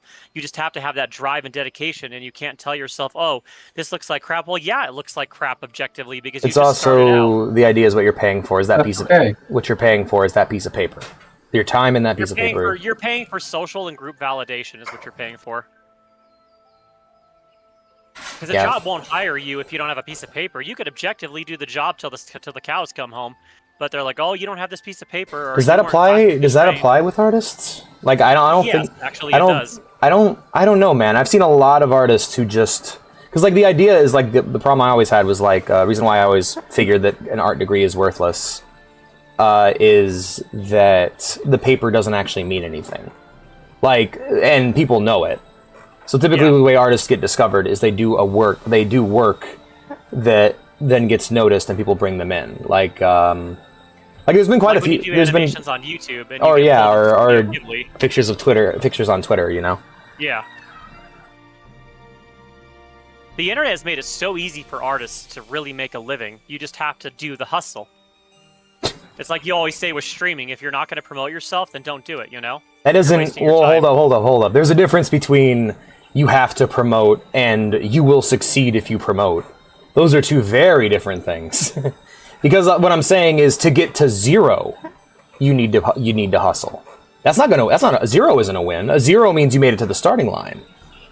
Like as a streamer, when I say if you're not going to promote, you might as well not stream, I mean... Literally, that's what it means. It doesn't mean that you're going to do well. It doesn't mean you're even going to have the audience that I have. It simply means that it's all a luck game, and the only way to hedge your bets is to promote. Well, I guess I should rephrase it to saying that, to me, success is sticking with it, even if it doesn't go the way you want it to, or if it's not someone else's okay. journey. Like personal validation and success. Like, you're sticking with it because it's what you want to do. You may not be the most popular streamer, you may not have the greatest following as an artist, but if you have those few people that say, oh, I really love how unique your style is, or I love your stories, or I love how you talk about this, or I love how you're so attentive to detail, that's what I mean by success. I don't mean like success in the general broad sense. I mean success in the sense that it's your journey, it's your success, because success looks different for everybody. Yeah. But yeah, I didn't actually mean it as in, you know, if you hustle, you're gonna get that kashish. I don't want to be telling anybody. I don't want to be telling anybody that they're going to be successful if they do what I do, because you're not. I am very lucky. The reason you guys are here is because you happen to find me and happen to like me. Other people have won. Other people won the lottery in my place. No, we are. That's why I've like. It is interesting to dream about the future. It is interesting to go, oh hey, what kind of aliens are we gonna fuck in the future? But like, the reality is, we aren't ready for the future. We are those society ready for tomorrow. The society we live in has a long way to go. And that's not saying people are bad. I genuinely believe in the goodness of people.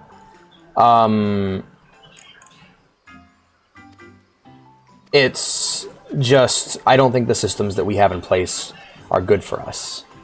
And I'm not saying we need to suddenly overthrow them and get rid of them altogether. I'm saying those who know how should try their best to fix it.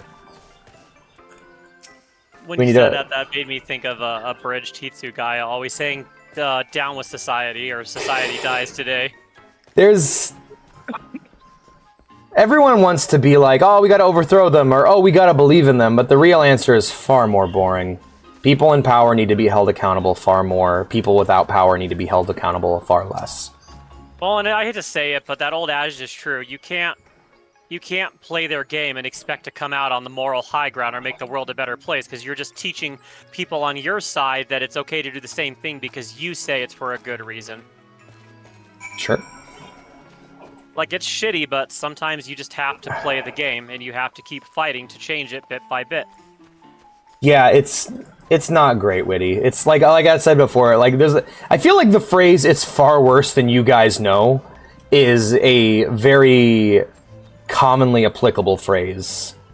Like when people talk about like, hey, maybe people get made fun of for being like, oh, don't eat meat, you know, people get made fun of for that. But the reality is that's not the position to take. The position to take is, yo, the meat industry's fucked up. Can we have hamburgers with less cruelty, please? Can we not just be doing the Holocaust times 1,000 every day? Can we not? Yeah. Can we not do that? Can we take a step back from that? Alternatives to do about it. Yeah, it's never we need a revolution and overthrow. It's more just, hey, can we just not be doing the most evil, horrible thing at all times, please? Like when I'm like, oh hey, I wish video games, you know, when I talk about how bad the modern industry is in games, I'm not saying I want AAA companies to shut down, even though it'd be preferable to what we have right now. It's more just, hey, Activision, can you fucking stop? Can you just not? Can you just put out some good games and not fire all of your workers and not have literally Satan as your CEO? Can we take Beelzebub? Can we maybe fire Beelzebub? Maybe? Hey, Blizzard, can you stop raping people? Just can you tone it down a bit? Like maybe rape a few less people.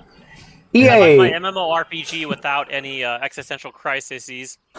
It's just, it's not like people who want change aren't crazy. They're walking into a room where someone is just eating people and going, can you not? They're not crazy, they're tired. Like they're exhausted. They're not crazy, they're just exhausted and they're tired of pretending that everything's okay. It's just it's kind of like that episode of South Park where everybody was using Photoshop and Wendy was labeled a hater for bringing up a very valid point about how something like that is damaging or detrimental if it's not regulated to an extent. Mm-hmm. It's the same thing. All the people that want change or look like they're extremists or crazy people. Hey, Catholic Church, can you? Oh, yeah, let's not get into that one. Witty might get in trouble with this country if I say that kind of stuff. I don't want to get him in trouble. Oh. Pray excuse my interruption. I am Salty Toen, a knight of the house Heante. Do I have the pleasure of addressing the botanist Larovic? Also, I apologize for this, guys. I'm going to try and focus up on the story more in the next stream, because I am missing stuff here. She said she was jelly. It's making game companies stop, because that's how conversation works. It just flows. No, a lot of quote-unquote revolutionary thinking is just asking people to be a bit less evil. I remember there is a story I learned about in school. It was called Those Who Look Away from Omilaus. And it's a story about a paradise. It's about a perfect world or a perfect little community that only continues to be perfect and only continues to happen because one child is being tortured. As a kid, that story shook my world. I was like, wow, man, could you imagine a world that was perfect? Like, the question of the story is, are you willing to accept this child being tortured so that you could live in a perfect world? As a kid, I was conflicted. As an adult who's actually lived life, hell yes. The reason being is a lot more kids are getting tortured, and we're not even in a perfect world. So much worse is happening, and we're not even in a perfect world. Like I remember. Thousands of children are being tortured on the daily to make shoes. in countries that don't have the same labor laws that we do in order to serve companies in our country so that they can sidestep those labor laws and basically have slaves. Yeah, no, only one of those kids having to work? Totally. Versus all of them? No, it's fucked, man. Things are so much worse than you guys know. And I'm not gonna bullshit you and say that it's like one group of people behind it all. It's literally just evil people there is a specific kind of smart, evil motherfucker that society is built for. If you're like Patrick Bateman, if you're like Hitler, society is made for you. Being smart, being good at manipulating people, being good at lying, and not caring about anybody you hurt will make you filthy fucking rich. That kind of... make money like that. Most people can't, and that's why most people don't. Society is built by these people and for these people over a long enough period of time. Sometimes, like, when I see an opportunity show up, there's a part of my brain that thinks about it. And there's a part of my brain that says, why not? Everybody else does it. Why are you being stupid? Where does taking the moral high ground get you, you know? It gets you nothing. Yeah. And then I just remind myself, Money game, I don't yeah. care if it gets me nothing. That's not who I want to be. That's where most people end up, and that's why I think most people are good people. That's like the idea is that I don't hate my fellow man. I mean, I try not to. I try not to hate my fellow man. Facts. Your average people are kind and caring and empathetic and understanding. I'm of the belief that when shit hits the fan, people will do the right thing. If it comes to it, they'll make the right choice. I got. To be fair, Steve Jobs is one of those motherfuckers too. But there are things he did that I respect, such as ending projects that don't work rather than keeping them going. And so basically, all life is about, all any sort of revolution is about, is just looking at the evil people that are in charge, and you know they're evil, and you know that's the reason they're in charge. But you're like, hey man, could you tone it down a bit? Can you not try and make all the money all the time? Can you just chill? You can stop. Look, you're 80. You're one of the richest people in the world. Do you really got to be president too? Can you just not? Can you let someone else who probably deserves it far more than you have the role? Like, there's a lot of situations like that, and that's all I'm asking is, like, do we need to keep the cows alive while we cut them up? Is that necessary? Do we need to pump them full of drugs and hormones before we butcher them? Or can we just kill them? Can we just kill them? Can we just kill the cows? Quickly and quietly and humanely? It doesn't have to be. And if you look at stuff that's for rich people, it's almost never higher quality. It's almost always, this took a lot of money to make and is a representation of money. Or this is really expensive and is a representation of money even if it has no inherent value. Or this required more cruelty than average to create. Like veal. Veal is one of my favorite examples. It's seen as like a richer food. It's more expensive when you get it. Why? Because it required more suffering. Apparently, it tastes better, you see, because it was something even more innocent than an innocent animal. It was an innocent baby cow. Like, different things like that. Like, cannibalism is exquisite. It's gotta be the highest quality shit if you're a rich person. There's gotta be so many... It's like, that is fine dining. That's a human being. That's like the Happy Meal for rich people. Cannibal veal? Ooh. No, yeah. It's all... Yeah, just stay away from the brain. Yeah. Anyway, this whole topic of conversation has kind of killed my enjoyment of the game. I'm going to definitely need to rethink how I do these streams going forward. I'm going to go ahead and just kill the task because I feel as though I'm just missing all the story and I'm not happy with how things are going. And then nothing against you guys. I just need to rethink how I do this thing going forward. But yes, I hope you guys enjoyed the nightmare of existence that I have put forth. But I guess my takeaway from all of this is be kind to people. Understand that we're all suffering under the same people, and don't let if you have a way to live your life without benefiting those people and benefiting the powers that be while still benefiting yourself, do it. Yeah. We're gonna need to work on this. I'm gonna need to work on this. Sorry, not we. I am going to need to work on this and how I do this. I think going forward, what I'm gonna do is mute myself whenever I need to read a cutscene, because I'll just do that, and then we'll resume the conversation. Yeah. Like you did at the start. Pretty much like I did at the start. Yeah, I feel like I'm missing too much. I need to kind of rework this, because I don't know how to stream in a VC. I'm new to this, so I'll need to work on this and see about reworking it next time. But I did enjoy talking to you guys, and I apologize the topics of conversation got so dark. I'm good with whatever, man. Yeah, I am most of the time, but if it's distracting from the game, I have a difficult time. Be curious, not judgmental. That's a good point. No, it's just know what's valuable. That's another thing. Don't buy shit just because people tell you that it's valuable. Like, don't waste your fucking money on shit you don't need. If there's a really nice jacket that you know is a popular, like, don't buy brand name. Don't believe in the lies. Don't follow the bullshit. Do your own thing. And if enough people do that, then it'll get better. I should read definitely when reading. I agree. I will do that. Anyways, guys, thank you all for being here. I apologize if I upset anyone. I got a bit heated at some points, but I need to. I thought maybe that I upset you. No, not at all. I'm trying to learn. I'm trying to learn about things. And I think what I realized is that people don't have the universal experiences. So when I say mental health is bullshit, I'd rather just smoke weed. That's something that needs to be explained more than not at all. You know? Well, yeah, and it's like earlier how you were I didn't get a chance to comment on it, but how you were specifying that I was the one that, said therapy's BS, and that's me. I'm not going to judge people, especially my friends, that if they can afford to do that someday, they'll do it. I'll encourage them. I'll drive them there. I'll wait outside in the waiting room to be supportive. Yeah, it's not for me, and that's okay. But if you're rich and mentally, like Notch and Elon Musk don't have a fucking excuse. You guys can afford therapy. Go get good therapy. Get the fuck off. Literally get good. Yeah, like you have it. It's a skill issue. Go get therapy. Like you don't have a reason to be on Twitter pretending to like Evangelion. Like, go get fucking therapy. That's my message to Elon Musk. Just, you're embarrassing yourself. Go get therapy. And make better cars that don't suck. Yeah, sure. I mean, I don't buy them. I've never heard anything bad about Todd Graves. Dude, I'll do one better. Who is Todd Graves? I have no idea who that is. What a Todd Graves.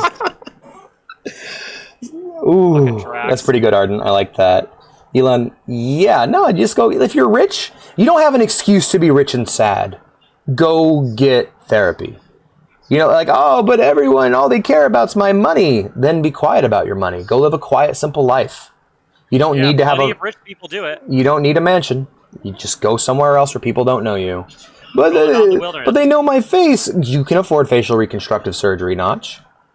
You have no excuse. You have you're at level cap, motherfucker. You can re-roll. You could just give up and start over. I'll do you one better. What is Todd Graves? CEO of Canes. Hell yeah. I have no idea what Canes is. I'm not expecting you to explain it to me. I'm just stating like an objective fact. I have no idea what that is. I'll be honest with you. I feel really dumb. I thought he meant the guy who was in charge of selling all the canes people use to walk. And now I feel really stupid. Because the idea of only one man making all the canes, I feel like a fucking moron. I do that too. Like somebody will say a name and my brain will associate them. Like if you told me that you met this rich and famous person called Jenny Cardigan, I'm automatically going to assume she's the founder and creator of the cardigan. Okay, that's good. I like that. CEO of Raising Cane's Chicken Fingers. Okay, bro's got a thick neck, but he seems okay. I'm sure there's probably CEOs out there that are good people. Like, because at the end of the day, it's the lottery. It's not. It doesn't matter. It doesn't. If somebody has money doesn't mean they're a piece of shit. You get things like the creators of Pal World being like, we don't know what to do with all this money, and then Nintendo sues them, and they're like, we know what to do with all this money. Legal fees, motherfucker. I remember that was an article. Fucking. Oh, by the way, the FF14 portion of the stream's over. We're just yapping. The creators of Pal World were like, we don't know what to do with all this money.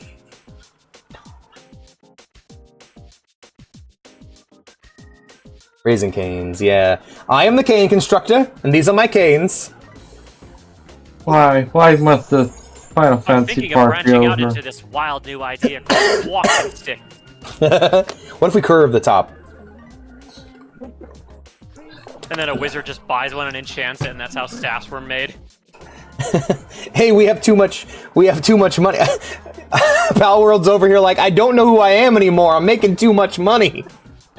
I don't know And what I'd do if I had a lot of money. Like, if I won, like, the Powerball and I became a billionaire overnight, I'd probably take care of all my friends. I have faith that if I had a lot of money, I'd probably just keep living this way. I'd probably stream a lot more. I'd probably... Oh, yeah. Oh. I would buy more art stuff. I'd buy myself a nice digital tablet. I'd have my house remodeled. I'd put in work to make sure I was maximum healthy at all times, so that I could live as long as possible. And then as I got older, I'd try to figure out how to... I'd probably do the Walt Disney thing. Like, the Walt Disney thing of I'm going to invest money in living forever, it didn't work out for him. But someone's going to figure it out. Yeah. I want to live long enough for immortality to become a thing. Yeah, this shit ain't nothing to me, man. Imagine how interesting it would be, though. I bet you people would be a lot different. Like, if immortality in every sense of the word, that you can't be harmed, you can't die, you can't suffer, you won't age or starve. Like, if it was, like, perfectly perfect, imagine how different the world would be if people just couldn't die or hurt each other anymore. Post-scarcity? Yeah, that'd be crazy. We'd be honestly, we'd probably be terrifying to everyone who wasn't Earth. Yeah, we'd basically be gods. We would just spread outwards. That's I hope China invades China so people are forced to buy AMD. Overpopulation, yeah. There'd have to be... We'd probably just end up going and... Like, we'd probably end up having to advance rapidly. It would cause issues, no doubt. Well, we would advance rapidly, because think how many jobs you could do. If you didn't have to worry about dying from a cave and as a miner, you could mine more precious resources. You can go to space and say, oh... There would probably be a lot of people that are just like, alright, load me onto that cryo ship. I'm out of here. For real, Like, man. I'm on a ship that can, like, okay, me and 10,000 people are gonna get on this ship with no room, and we're just gonna all freeze ourselves and just launch us out. And maybe we'll eventually land somewhere, maybe we'll fall into a star. But, yeah. You might also end up with the Eldar situation where everyone just murder fucks themselves to death, but... Yeah, Walt Disney Forzen conspiracy. Murder what? Oh yeah, that's that one. I was just gonna mention that they made the movie Frozen, so people, whenever they search Walt Disney Frozen, would stop pulling up the Frozen Head articles and it'd pull up the movie. Reddith, you've joined during the... Thank you for the raid. We are not playing Final Fantasy XIV. We are having unhinged conversation about I still am. ideas. Murder fucking, what did I raid into? Yes, exactly. No, Warhammer 40,000, the elves, the space elves, the Eldar, reached the point of a post-scarcity society and descended into a culture of sadomasochistic murder fucking. And basically their entire society collapsed because they fell into absolute hedonism. Oh yeah, they did that. Yep. It was a 40k reference.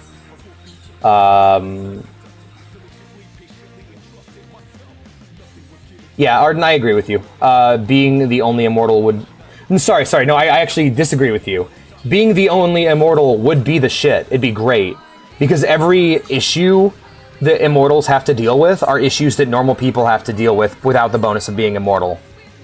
Like, I can't think of a single drawback an immortal has to deal with that normal people don't have to deal with. You have to watch all your loved ones die, yeah? You have to do that in real life, too. Yeah. You may just be that one unlucky motherfucker. But anyway, we're going to raid into a different raid. I'm going to go raid someone else. And tomorrow we'll play some Daggerfall. Next week we'll play a much more calm FF14 stream. They got to watch more people die, but you get used to it after a point, right? When you're an immortal. I mean, yeah. I mean, after 10,000 years of watching loved ones die, and you still get sad, I feel like that's a huge problem. 1,000 years, I'm on Earth, I'm miserable. I decide to become a shut-in at year 1100. All the way up to year 2000, I'm a shut-in, I come outside. New people to talk to, I guess. You have phases like you do in life. Like, there's a few years where I was just like, nope, don't need to talk to people no more. I'm just going to sit inside and play Skyrim. And I'm just going to become feral. I'm just going to play with The Witcher 3 and forget the world exists. In fact, that happens every time a big game comes out, where I'm just like, nope, who needs human beings? Time for another New Vegas playthrough. But you eventually get to the point where you're like, oh man, I miss the feel of breasts. Let's get out there, you know? Now, of course, now that I'm with Vea. Yeah. Which I am happy for you, man. Way to go. Yeah, 4-year anniversary. That's cool, man. That's Yeah, one of my fucking favorite stories. You still have some social interaction. Yeah, that's true. It's a lot easier now. One of my favorite stories is The Sandman. But one of the stories in The Sandman, which is a great comic book series that y'all should check out if you're into things like mythology and horror, is basically a guy at a bar is like, hey, I could be immortal if I wanted to be, and one of the people there at the bar is like, all right, bet. And that guy happened to be a god. And so this guy keeps coming back and meeting with this god at this bar every 100 or so years. And every time he meets him, he's a completely different person because he's going through different phases of his life. At one point, he's happy. Next, he's miserable. Then he's calm. Different ideas, you know? It's actually a very well-written story, and I like how in the end, Morbius did admit that he was basically his only friend, or his first friend. Yeah, yeah, that was such a sweet end to that, yeah, right? Because he actually missed him. He realized that he missed his friend. Called him Morbius. Yeah, I thought that was his real name. It's Morpheus. Or Morpheus, yeah. Yeah, like the Matrix character. Morbius is the vampire. Oh yeah, that douche. Morbin time. Michael Morbius. All right, He's my like friends. Blade, but not as interesting. I'll go ahead and wrap this up. Thank you all for being here. If you enjoyed the stream, God bless. If you enjoyed the stream and you're new here, be sure to follow. If you want to see more from me, or if you just want to hang out, be sure to join the Discord down below or via the link I just posted in chat. If you want to support my channel, help it grow, and help me achieve my goal of replacing my currently busted hard drive, be sure to subscribe. Subscribers get to watch streams ad-free, along with many other benefits. All that being said, let's go and find someone to raid. It did make $1 billion. I always forget about that. You know what always blows my mind is that the Scorpion King and Lord of the Rings, the Two Towers, came out in the same year. Scorpion King had a bigger budget, but Lord of the Rings just looks phenomenally better. Damn, didn't know that. That's crazy. All right, we're going to go ahead and raid Drunken Turtle, who was here earlier. He's playing Orcs Must Die Death Trap. I'm not familiar with that game, so I'll probably sit in for a minute and check it out. Thank you all for being here. I'll see you all tomorrow for some Daggerfall. Very excited. Take care, friends. Oh, 11 viewers. God damn. Oh, man. This stream's terrible. Why are you here? I'll see you guys later. I hold myself to a pretty high standard, and I just didn't feel like I was meeting the standard today. That's why I stopped. But Understandable. Yep, I will see you guys later. Take care. Peace out, man. Bye.